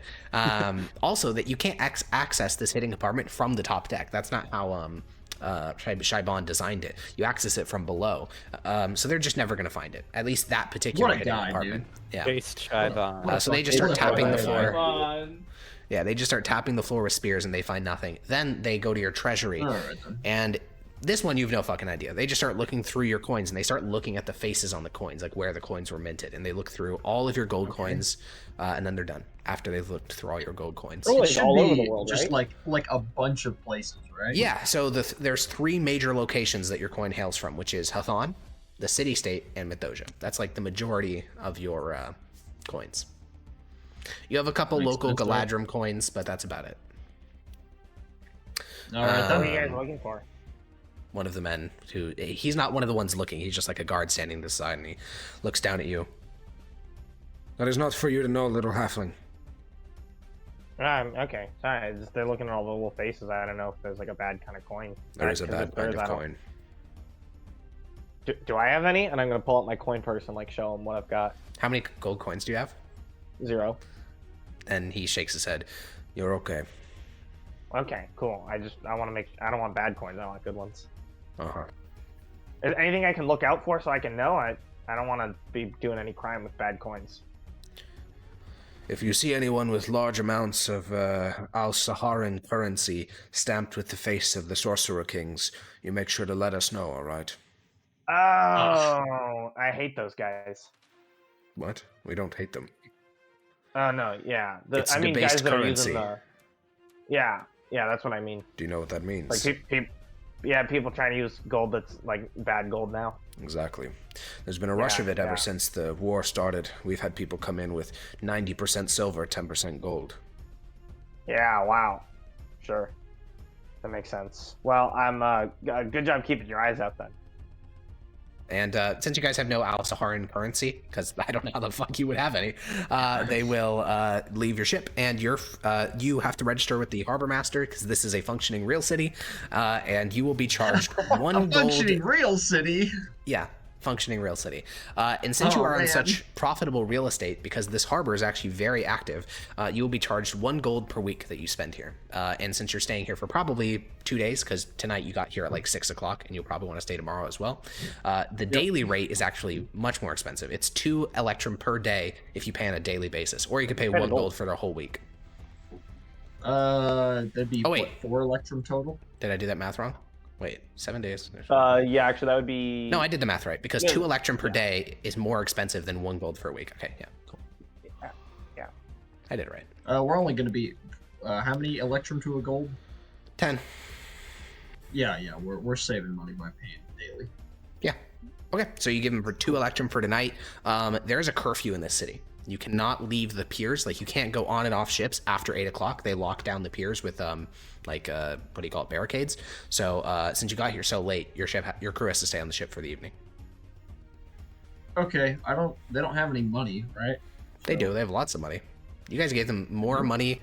Like, they didn't spend it all on the last shore leave. Your crew? Oh, I thought they always do that. spent No, till they we do. fought. No, Yeah. they spent the first one you gave them. That 4 electrum, 1 silver, and 10 pence, that was gone in like 2 days. But the 3 electrum you gave them, they're like, you know, some of them weren't able to spend it all. That was a lot of money. You gave them. Wow, Yeah. dude! Wow. You guys gave them literally 7 times more money this time than last time. So some of them still have money left over. Tomorrow, is everyone allowed to go into town, though? Well, that's a question yeah, for but Captain Svensson. Probably not. Maybe. Okay, well, we'll cross that bridge when we come to it. For now, we do Yeah, need to subtract 1 more ration, 1 more grog, and 1 more spice. Yeah. And the evening ends with us in a real functioning city. Cog champ. So, the following morning, you wake up bright and early, Captain Svensson. You breathe in the port air. You smell seagulls and burning fire moss and civilization, because you guys are actually on the ocean. Obviously, it was quick for us, less than like an hour, but your crew was on the ocean for 7 straight days, 7 days at sea, which isn't that long. I mean, compared to how long it took to get here, but it's still nice to be at land again. And so some members of the crew, especially some of the top men, are like giddily on the top deck waiting for you to let them go to shore. I'm up there like, That's so true. All right. The Nort maxing. the gents can have at it, but they need to be back at the ship by 7. Like, they need to be. Yeah, definitely. They'll That do is that. good. 100%. Definitely. I will tell them that if they don't get back on the ship, I get a cat. you don't get to come back on the ship because the ship will be locked down at 8. Philo will nod and say, "Best listen to the captain. I won't come bail you out either." And that seems to actually make people listen to you. I'll give Philo an appreciative nod. Alrighty. So the crew instantly disperses with what shore leave they have left from last time. And for our senior officers, what are we doing? Do we have a day to just do stuff? It sounds like it. I'm not sure. What are you doing, Svensson? Me, probably Jackson, and probably Georg. You may want Blake because he Needs speaks to- Symbolan. I do too. Ooh! Oh, Jackson Oh, also speaks Symbolan L. Unfortunate L. There we go. All right, that'll be No. enough. We need to go and sell our shit. 'cause that's why Okay, we're here. so Aaron, Jackson, and Ethan are going to go sell some shit. So that leaves Blake, Yarrow, and Bean to do whatever they wish. So, Bean, what would you like to do today? I'll probably bring Guillermo, actually. I'm not familiar with this city, so having him will... You'll bring who? Euro. Oh, okay. All right. Yeah. Bodyguard. Just to look scary. Blake, you're saying something? Oh yeah, I would like to request another, gunpowder horn. Horn? Sure, why not? Cool. Let's Roll me go- navigators. Not okay. Tinker's tools check. Please do not... I will tell him to not blow any buildings in the city down.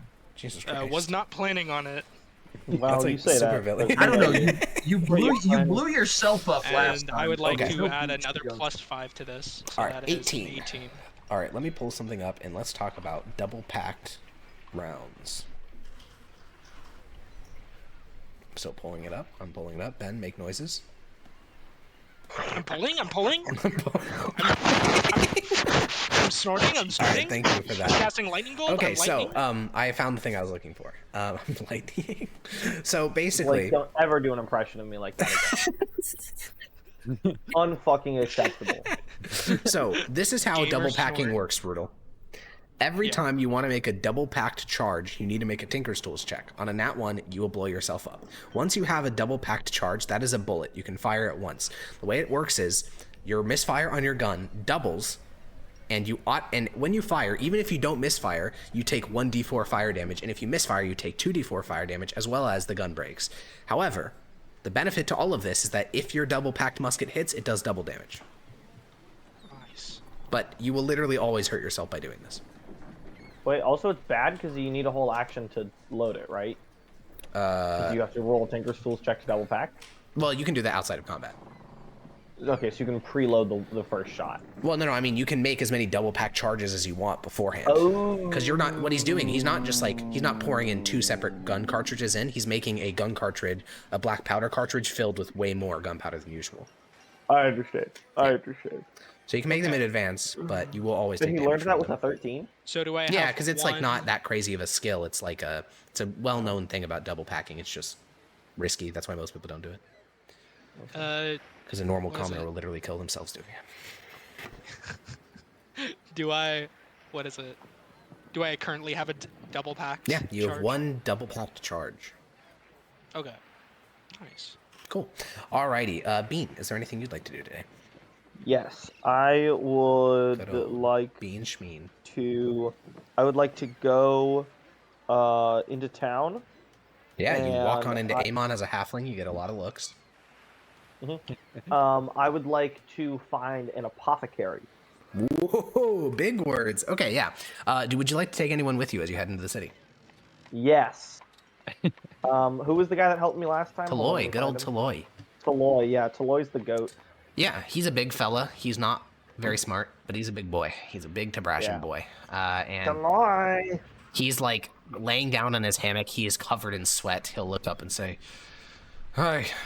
Hi, Snort. Oh, you're not looking too good. Oh, it's just the temperature out here. You know, where I'm from in Tabrash, this time of year it'd probably be raining and freezing cold. Oh man, I wish it was raining too. I could splash some water on your face. I wouldn't want to get my hammock wet. but he hops off his no, I hammock mean- and says, All right, I could do it now. I mean, if we go down to the port, I could kind of douse you in water without you having to jump in. Cool you off. What's the captain doing? Are we good to do shore leave? Yeah. I actually was gonna ask if you wanted to go into town with me after what happened last time. Oh, yeah. Yeah, I've heard Alceranians, they do things other than luck with your feet. I've heard that, he looks around. I've heard that some Alceranians think your feet are aphrodisiacs. Yeah, I actually don't need to hear all that. Taloy will chuckle, and he'll say, Just give me a second to go get my armor on. Okay. and a little bit later, he'll emerge with his breastplate on, wielding a spear and a musket, and he'll walk over and say, All right, I think I'm ready to go. All right. And then we'll start walking. I won't really tell them where we're going. When we're on the dock, though, I'll say, "You want to get doused with water to cool off?" Yes, please. All right. And then I'm gonna do like a water bending thing where I kind of squat down with my hands in front of me, and then like pull this big glob of water up over his head, and then drop it. yeah, like half the people on the pier stare at you. Yeah. Alex, you're giving me horrible flashbacks right now. What? To heat, a hot, moist heat in Florida. to getting in chem protective gear in 98-degree Florida. And melting Yeah, to death. but- I feel this guy's pain. Yeah, it Let's- would suck to be in the middle of summer right now, wouldn't it? Yeah. Oh no! Let's get into town. Yeah, you lead him. Here's a question. Can Snort read Symbolin? No. Can he read Why Ancient would we Abab? be able to? He shouldn't. No. Does Can he you read want Neo me to about- go with him? No. All right, so Snort the King walks into town, and you instantly realize you can't read a single sign on any of these buildings, but they have pictograms. So I'm going to describe a couple things to you, and now you have to figure out what an apothecary is, okay? So, first sign you see a blade in a skull. Nope. Okay. Next building you see a drum. Nope. Next building you see a bleeding, like, it's very graphic. It looks like a bleeding butt. I'll take a look inside. It is a bar. Oh no! It's a bar. Yeah. What? Keep going. Okay, Yeah, you continue bleeding down the asshole, that street. makes sense. You see a dragon being speared through the throat. I'll peek in through the window. It's an apothecary. Okay, let's go. Now, by apothecary, I mean it is a place with bandages and things like that. I don't know what you're mentally picturing, but there's no like potions on the wall or anything. Oh, well, I'm looking for alchemist supplies. Okay, so that's not what you're looking for. That's like a doctor's office. That's a physician's office. So you continue look, and a couple more. We have a book. That's the entire pictogram. Nope. Okay. You continue down the street. You notice that one person is following you, but Taloy just looks over at them and they just stop following you because he is heavily armed. And eventually you see what looks to be like 3 bottles clinking against one another. Ah. It's another bar. All right, I think we found it. Fuck. You look in through the window, see a bunch of people drinking. Fuck. You continue down the street, and eventually you find a bubbling cauldron. I mean, what could that be other than an alchemy shop? It's gonna be a bar. But we go in. You peek in through the window, it's a bar. You continue down the street. Yeah. I want to keep looking at pictograms, of course, but Yeah. also if I see any like peasants that look like they might know a thing or two. What is like someone covered in buboes or something? Like, what do you mean? like somebody that just obviously looks like a witch. Like a leper, maybe. Okay. Yeah, cool. Yeah, you continue down the street, and you see a couple more pictograms. You see a pyramid. Okay. Do we want to glance inside, or is that just an instant no? Sure. I'll glance. You take a look inside. Inside, you see what looks to be a number of like bottles on the shelf. You see a couple of eyeballs suspended in a solution. You see bandages. Oh. Wait, let me go in. You see a dark-skinned Alceranian. Hello. A little bell rings, and he says, Galak, Mashka Kunun. Common. Speak common, no.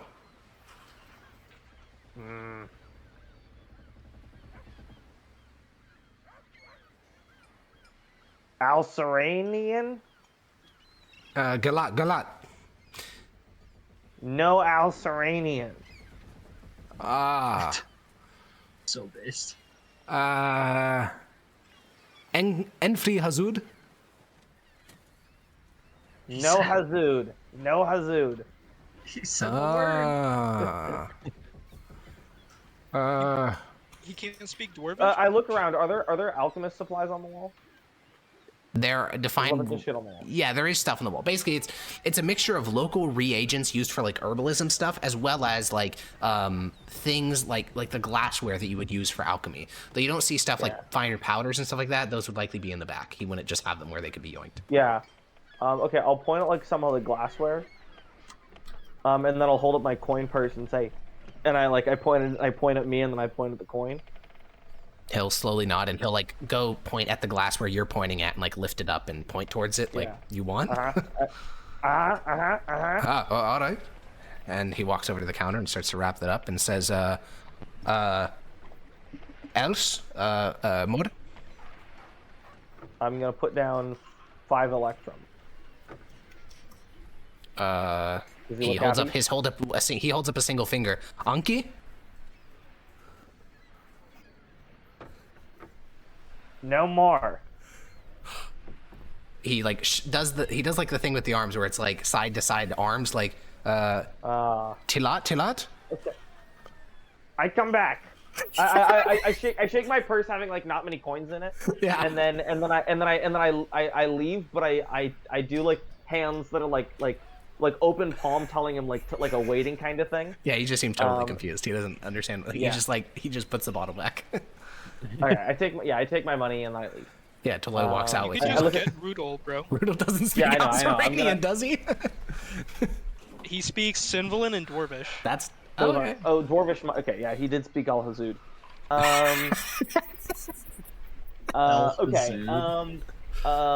What were the other shops that I saw? You said there were 2 more. Yeah, so on this street, there's also a open-air smithy. I mean, it has a pictogram, but it's very obvious what it is just because it's open air. Okay. And the last place seems to be a small little, like, hole in the wall. And, you know, you kind of recognize one of the words in common. It's like, remedies is the word in common, but there's another word next to it, and you're pretty sure it's just a proper noun in Sindalin, so you don't know what it means. Okay, I want to go in there. Yeah, there is a woman in here. She's in her, I don't know, she's half elvish. She's old. She's older than 20 years old, but she's a half elf, so who knows? And she'll say, "Greetings." And on the walls, you see a bunch of strange things. Like you see a petrified snake with a skewer through its body. You see a toad that's like inside of a jar that's very much alive. You see a lot of these like strange sort of chotskis. Wow, this place is lovely. Thank you. Listen, I'm looking. I've been trained to do a bit of alchemy with some reagents and such, but I don't have any supplies, and so I'm wondering if there's a spot in town to buy that. This seemed like a good option. Oh, well, there's an alchemy shop right next door. Here we do herbal remedies. Herbal remedies. Okay. Mhm. What can you tell me about those? Well, we can cure all sorts of things. If you find your back hurting, if you think that you're too low energy, if you find that perhaps you're coughing, a persistent cough, we can cure all sorts of things. Oh wow, wow, that all sounds pretty good. I don't think I've got any ailments like that. Tolo, you got any ailments? He nods and says, "Yeah, I mean, my knees hurt ever since I was a boy. It got knocked backwards when I was playing some sports Oh ball in a goodness. field." Oh goodness. Can you do anything about that? She nods. Of course, we can cure everything. And she, gestures for him to come over, and she opens up the jar holding the toad, and she presses it, and like a little bit of ooze, like a little bit of mucus comes from its back to like protect itself, wow, and look at that. she scrapes off the mucus, and Wow, look, fresh pressed, Tolo. It's good stuff. and he's like kind of squirms away, but she like says, "No, roll up your pant leg," and he looks at you. Yeah, no, this will be good. This will be. He This will rolls help. up his pant leg and she smears the mucus across his kneecap, and she uses her hand to like rub it in. He's like, "Huh, it's all tingly." Yeah, And then isn't that good? his right leg kind of like goes out from underneath him because he can't like control it anymore. He like half like falls over but catches himself with a spear, and she says, "Oh yes, you should have sat down." He's like, "Oh, okay." Yeah, let's get you a seat, buddy. And he like just sits down and sort of stretches out his leg and says, "Oh, I don't know if I like that." No, just write it out, buddy. Write it out. Yeah, and you watch as the skin there grows like red and like very hot, and you're pretty sure this is some sort of like topical poison. Not like it's gonna kill him, just like it's an irritant. His body no like. But this is how your booyogs would cure shit, so clearly it's working. The redness is curing him. Yeah. This is good. This is good. Yeah, and after You gotta about a work through minute, the pain. the pins and needles fade away, and he starts to like shake his leg and stretch it out and says, "That's certainly something." Yeah, doesn't it feel better? She's Certainly looking at better him. than it did a minute ago. She's looking at him with like wide eyes. And like, yeah, definitely Ah, worked. good. Cool. All right. Well, thank you. She nods and she says, "Oh, and payment." Oh yeah. I'm gonna hand over a silver. So you open up your coin purse to pay her. How much money is in there? Not 5 electrum, 1 silver, and 6 copper. She says, "Oh, just 1 electrum." All right. I'll give her an electrum. She takes the The electrum. payment system is so based, just depending on like how many coins are in someone's Yeah. purse.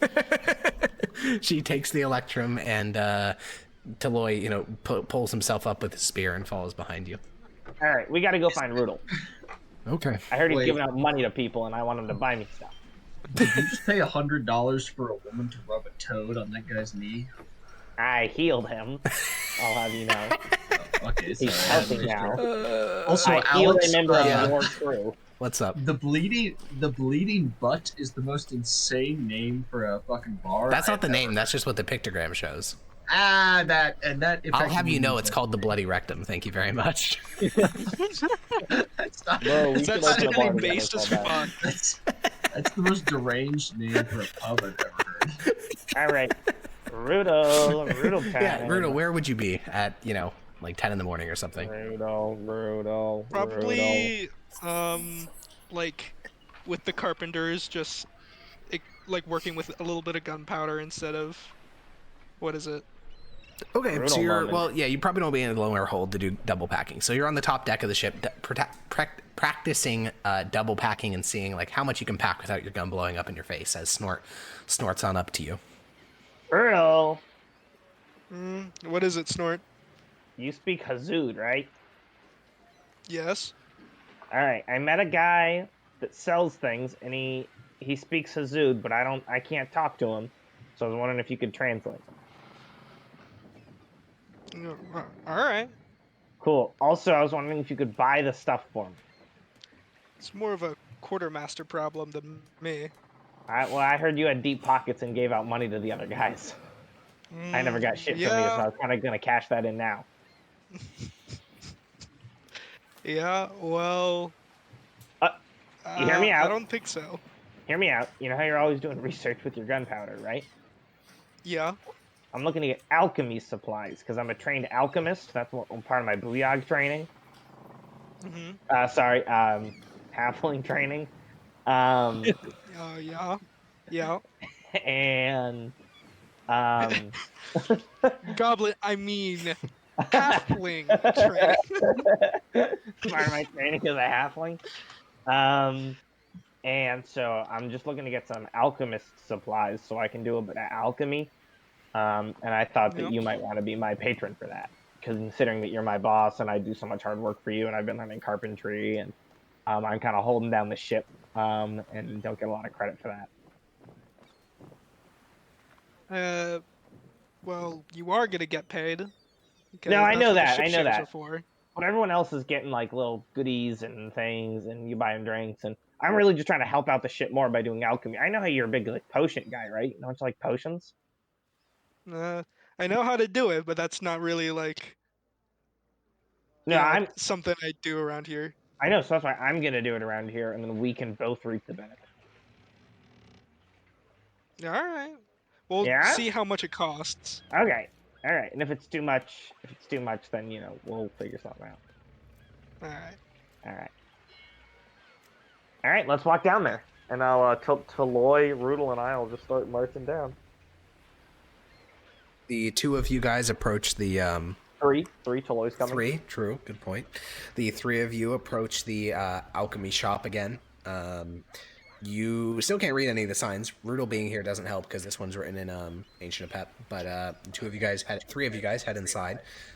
The proprietor sees Snort, and then he sees Rudel, and he'll say, I guess no, he'd probably say in Dwarvish, "Hello." Hello. I'm here to translate thank goodness. for the little one. Yes, it seemed like he was pointing towards one round-bottom flask. Is that all he wants? No, he does not want that. He wants alchemist supplies. Full kit? Yes, a full kit. Before I put it together, can he actually afford that? Depends how much it costs. 8 gold pieces. I'll turn to him and just shake my head and be like, it's 8 gold. You got that much? No, I do not. Yeah. Really? And even if I did, I'm not giving you 8 gold. Why not? I never gave anyone 8 gold. Yeah, And also, it's my gold. Yeah, no, our gold. I'm gonna help you with it. What? All right, let's go find Yunia. What is this logic here? The two of you guys start to walk out of the shop with Deloy in onto Beauty House. All right, well, we're going to cut back. I'm not going with them. Tell him we'll be back. This is not a me problem. No, go with them. I'm not going with them. All right, you walk back to the ship. All right, we're going to cut to the main party. Ethan, Jackson, Aaron. Going with them. Ethan, Jackson, Aaron, and Yarrow, the four of you. You're dripped out, kitted out, drip or drowning, and you're walking on water. And you decide to enter the city of Amon. Captain Svensson and the other three of you, since you're also there, where do we go?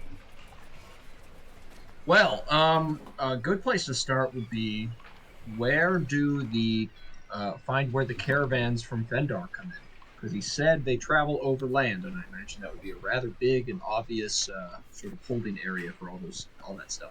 Yeah. We Okay. could also just ask the harbor master where to sell like bulk goods. Yeah, let's do that first. Okay. You guys head to the harbor master's office. There's a Good idea, Galadrim Jackson. half-elf in there with pointed ears, and he'll say, What do you mean by bulk? Fabrics, wool, Like amber. tons. No, quantity. Tons, all right. Then you probably want to go to the marketplace outside the walls and then speak to the manufacturers there directly. Negotiate an individual contract. All right.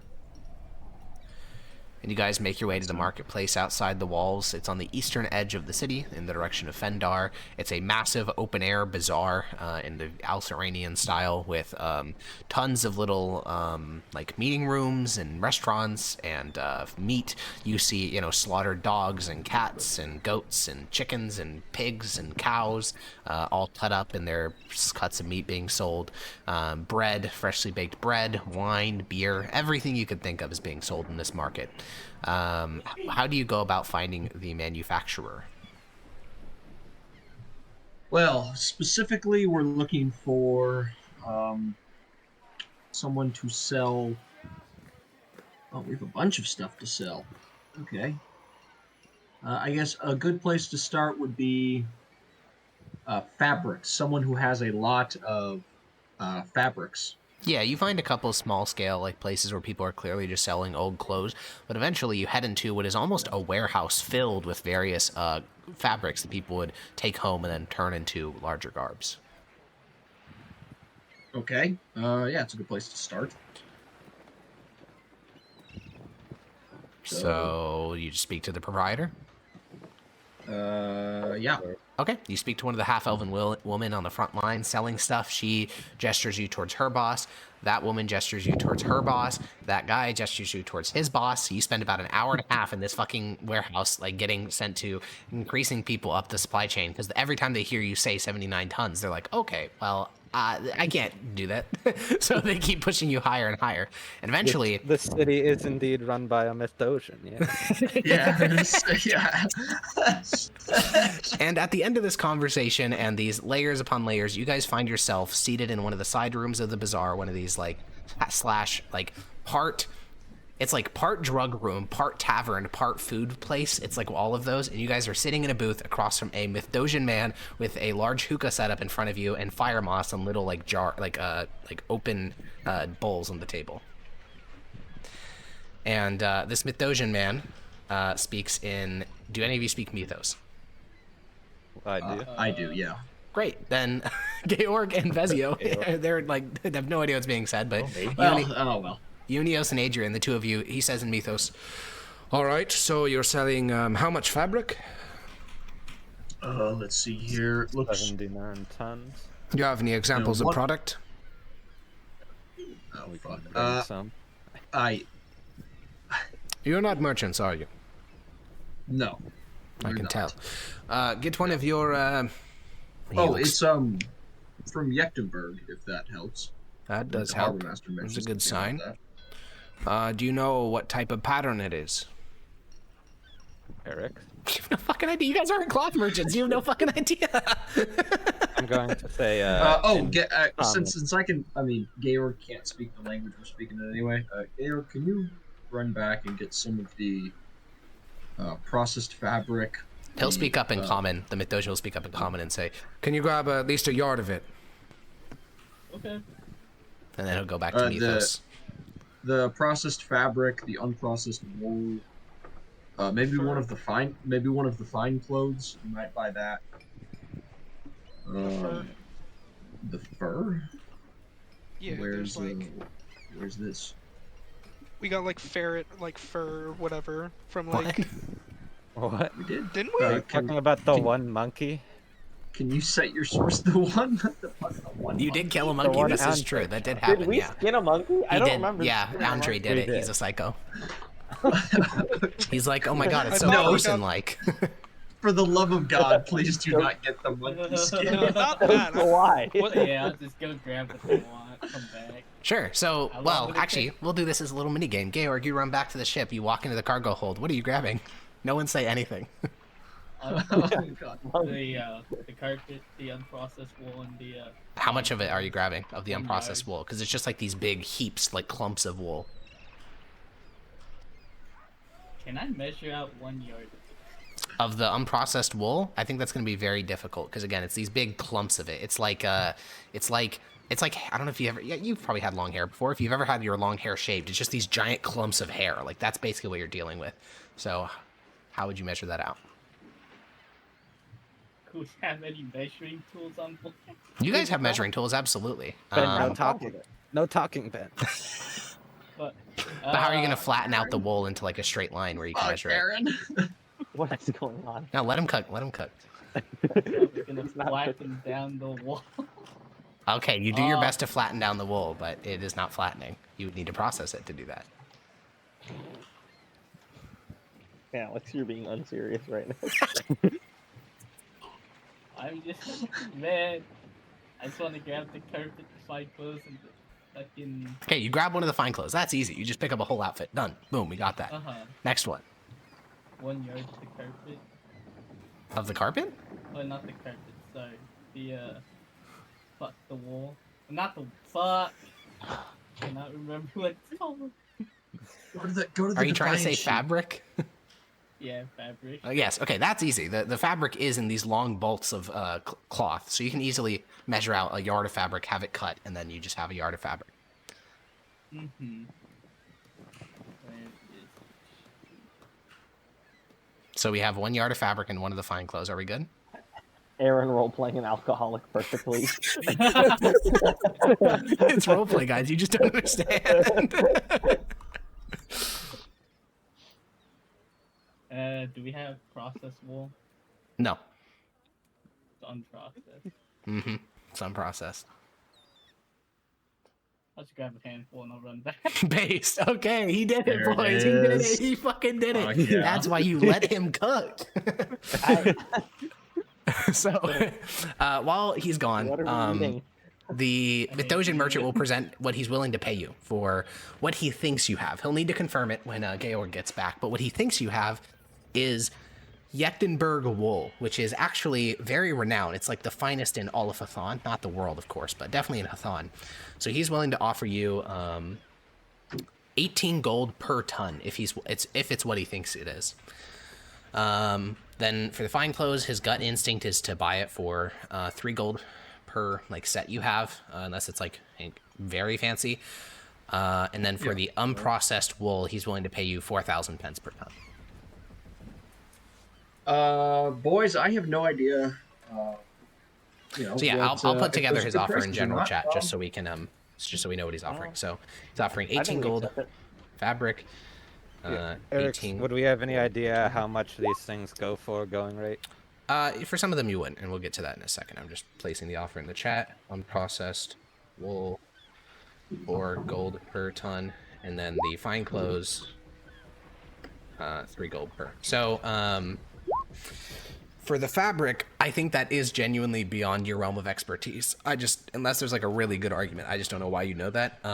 For unprocessed wool, I think it's similar. For fine clothes, though, you do know how much they'll sell for, because I'm pretty sure everyone on the crew has at least bought it at one point, which is 5 gold. That's how much it costs. If you want to buy brand new fine clothes, that costs 5 gold. And what is he paying us for again? 3.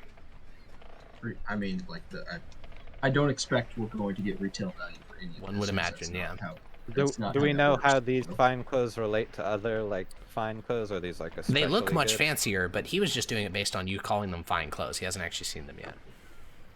Yeah, we'll wait till. Okay, when Georg gets back, he just places the clump of unprocessed wool, the yard of wool fabric, and the fine clothes. And based on this, he's going to revise some of his offers. The fabric, he's going to offer a bit less, because the edge of it is like a bit jagged and torn. It's also a bit water damaged, just from moisture, which is going to impact its value. So he's going to pay you 14 gold per ton. For the unprocessed wool, he's going to keep the same offer, so I'm not going to update that. For the fine clothes, he's willing to pay you 6 gold per.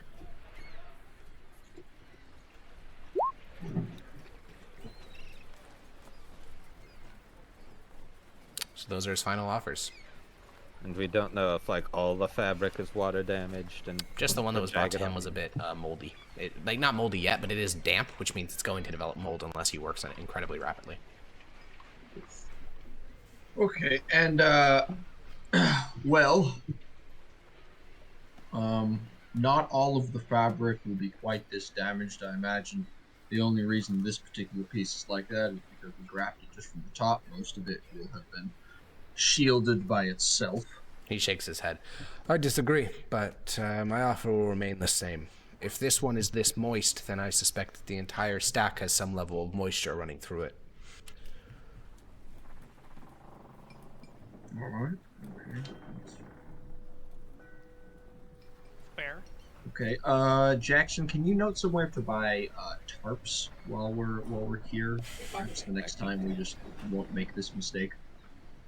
Because I imagine we just don't know how to properly transport this stuff. Correct. by tarps.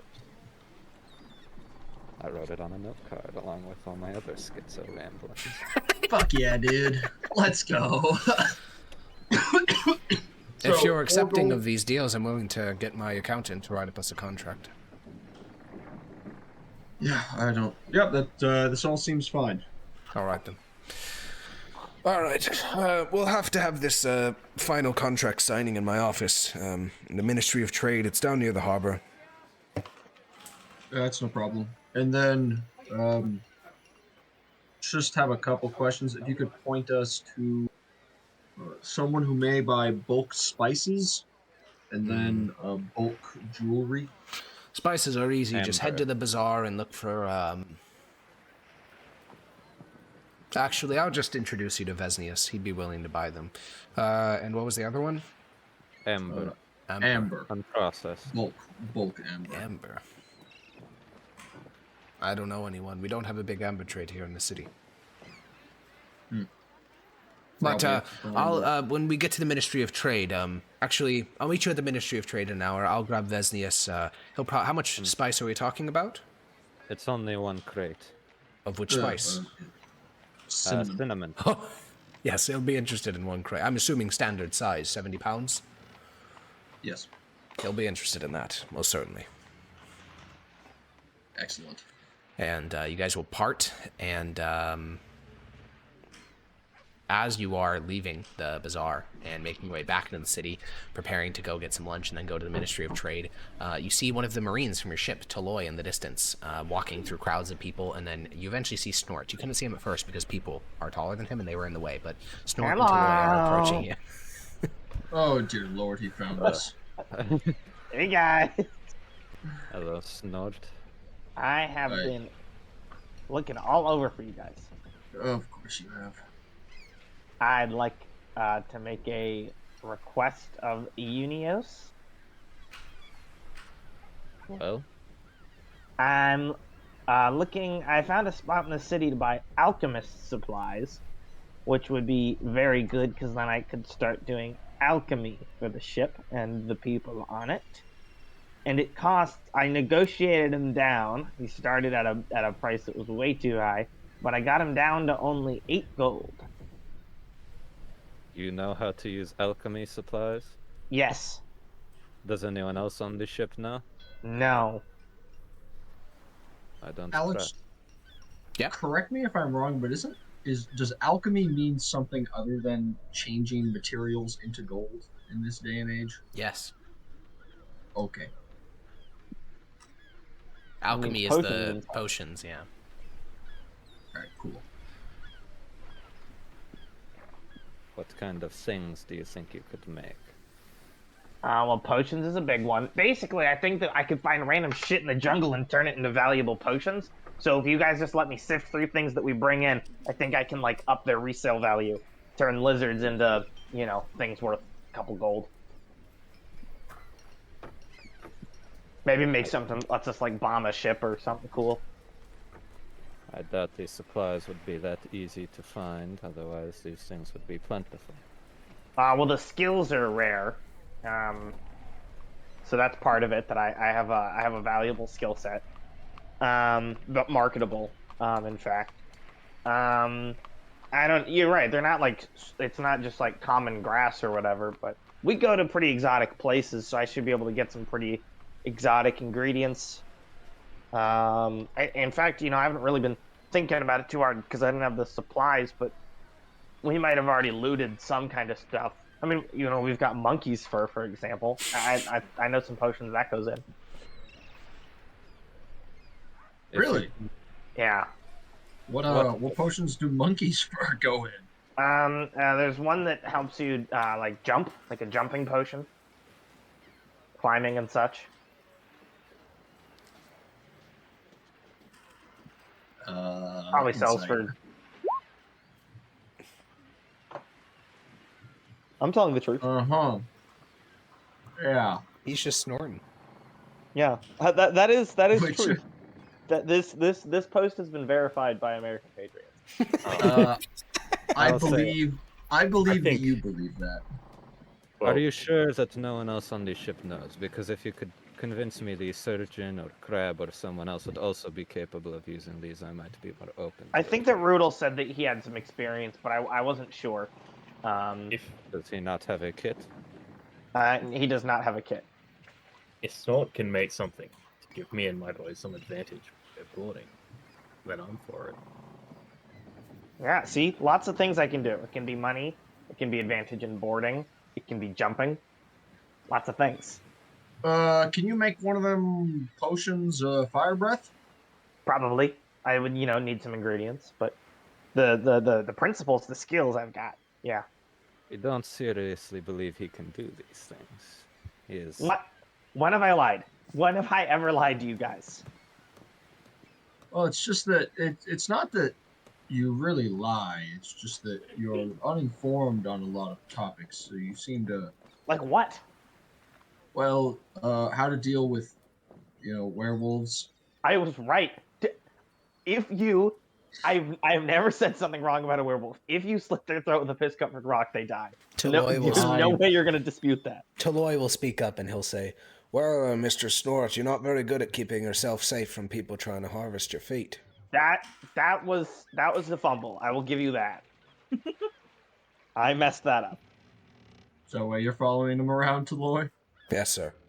I asked him to. Yes. Lucky you. Maybe, Captain, you can give him an advance, but it's something he has to pay off, and he can pay that off with the profits that he will make. From this Sure, that convention. works. How much is this? 8 gold. But if I had a little bit more gold, I could also get some supplies, and that could help me get going on the potions early. You want an 8 gold advance? Or more, yeah. Let me look at something real quick. I mean, we're about to make like 1,000 gold, so I just want like my little slice, my little snort slice of gold. Eric, is this common to give out like that much of an advance? I mean, it's a bit uncommon, but he's also an officer of the ship, so he kind of has like a lot of deference. Like if Shaibon said, "Hey, can we spend 50 gold on carpentry supplies or whatever?" I think it's expected. It just is what it is.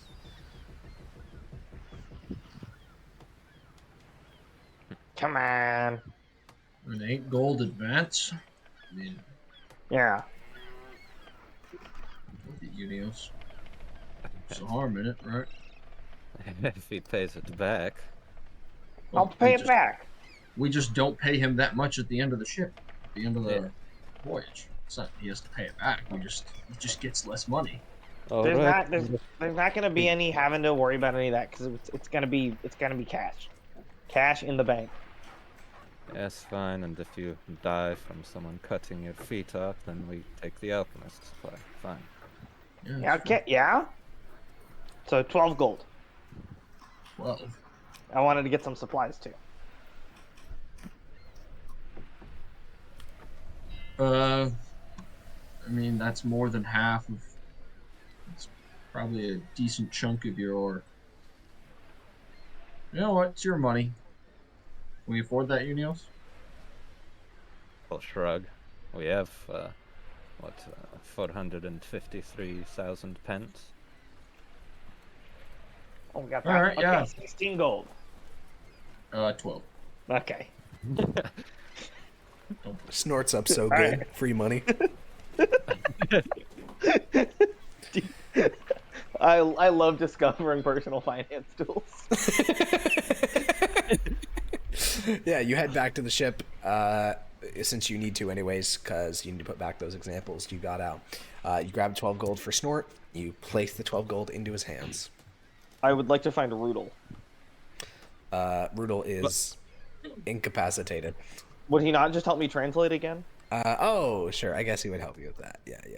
I think you're trying to have a realized the combo blank with had to him. go, but- Yeah. Okay. Yeah. You make your way back to the shop. The alchemist is there. He's meeting with another customer. The customer is buying some very specific reagents. And roll me an alchemist supplies check to see if you can snoop and see what this guy's making. Okay. Do I do this with charisma? No, intelligence. Ooh. Really? Okay. Yeah. Let's go! Ooh, this guy is definitely 100% making potions of healing, which isn't very spicy, but it's definitely what he's making, based on the things he's asking for. What is he putting together for those?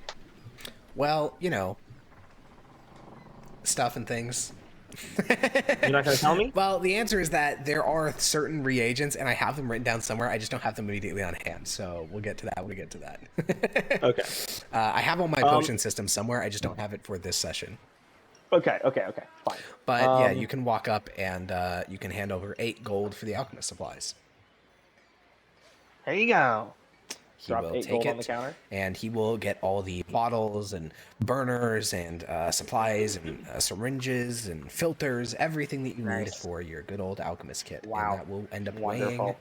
a total of, I think it's 8 pounds. Holy fuck. Okay. Yeah, it's 8 pounds. I've just got this big sack and it kind of weighs me down. I'll sling it over my shoulder. Yeah. And you hear by the way, that I would clinking like of to know, glass.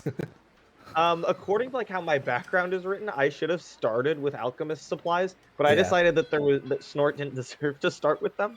Yeah. Based. So I willingly forfeited them. Based. Alrighty. Yeah, then with your alchemist supplies, you begin to head back to the ship. And final scene for this session, Yaxon, Etan, Aaron, Yarrow. Yeah. Before we leave, I want to ask around the ship how much cinnamon there was. Does anyone know how much it's worth? Yeah, I think one of the members of the crew, Aziz Abd Emir Ibn Mashid, your carpenter master and basically like prisoner of war that you acquired, he will inform you that cinnamon is going to vary quite a bit, but typically it falls within 5 to 7 gold per pound if it's good quality. And the things that are going to impact that is where it's from. And is he capable of telling where this is from? No, he only knows that because they were pirates. The cinnamon that you have is from his fleet, like the Duthia Squadron. You took it from his so he knows that it's worth roughly that much, but they could not determine where it was from. All right. So you guys head to the Ministry of Trade, which is a very fancy name for just a large trading building, sort of like a stock exchange before stock exchanges. It's just a place where big contracts are signed with a witness. There is a notary in the room. There is the 2 businessmen, Vesnius and another Mythosian, and then there is the 4 of you. And so the contract that has been written up, the guy wrote up a contract for his buddy as well. The total terms, what they're willing to offer is, they will buy all of your amber at 120 gold per ton. They'll buy all of your fabric at 16 gold per ton. They'll buy your fine clothes at 6 gold per fine cloth. And they'll buy your wool at 4 golds per ton. For 4 gold per ton. There we go. Did he not write up one for the cinnamon? Or we get that? Oh, sorry. It was the cinnamon, not the amber. I misspoke. The cinnamon was going to be at Okay. Let me go find the cost. Oh, you don't have a ton of that, so it'd be worth 70 pounds. He'll offer you 280 gold for the cinnamon. He's underpaying us according to Aziz. By how much? If it's 5, which is the low Aziz gave, then it would be times 70 pounds, 350. And he's paying us 80. 280. Oh yeah, do you want the final numbers they're offering you for all this stuff? Yeah, that'd be good. So for the wool, they're offering you... Oh, wait, you have very little unprocessed wool. You do not have much of that. I did not realize how little of that you had. They're going to offer you 4 electrum for all of your wool, because you do not have that many. For all the fine clothes, they'll offer you 126 gold. For all of the wool and fabric, they will offer you... Snort sniff. That can't be right, is it? It is right. They'll offer you 1,000... No, wait. Yeah, it is right. Yeah. Wow. They'll offer you 1,264 gold. Hot shit, dude.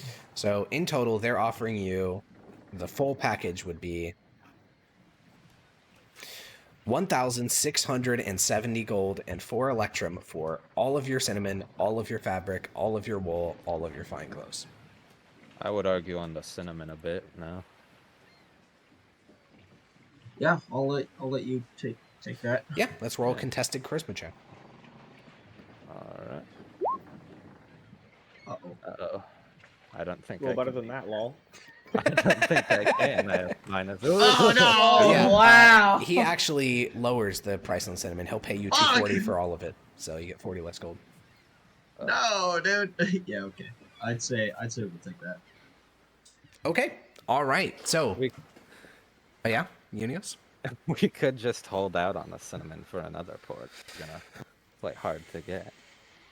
Oh yeah, it's true. Where does cinnamon come from in the world? It occurs in a couple different regions. Mythosia, Al Sarah, yeah. Oh, so The if we take this colonies. to like the northern kingdoms, sell it Absolutely. up there. Yes, it is worth a fortune in the Northern Kingdoms.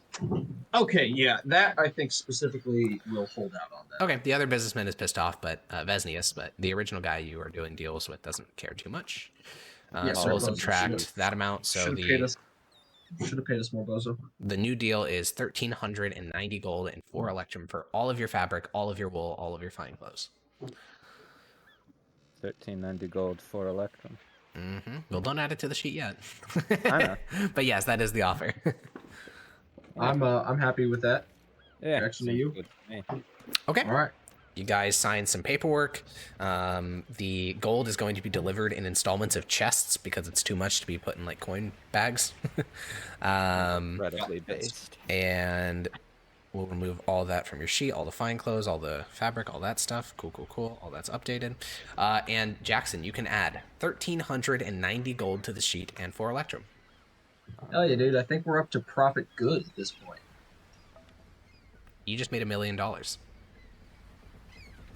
Let's go. A milli. And as the last of the money exchanges hands, and let's see, can we- what is our new can we- total, Yabson? Wait, can we do the amber? No, there's no one in the city to buy it.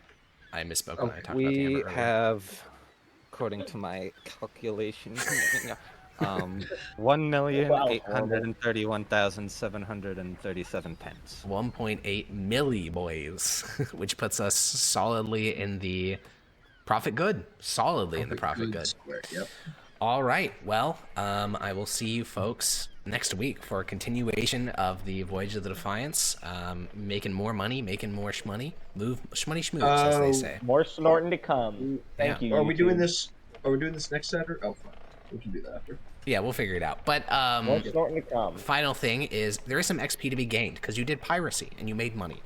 So there's going to be 500 XP for each member of the crew. Go. Let's go, dude. We should write all these numbers down to give to Jamber and. I'll just update a sheet now. Smile. Who knew piracy was so profitable? Yeah. Because there's more than just the 500, Alex. I know it's There's also 1,000 at the start of the session, right? No, it was like 7. It was more than 1,000. Oh, well, rip. Someone should go find that number and tell him. I put the 500 on a sheet, but not the other one. All right. Well, I'll see you guys later. That was interesting. Bye, YouTube. Bye, YouTube. More snorting to come. Bye.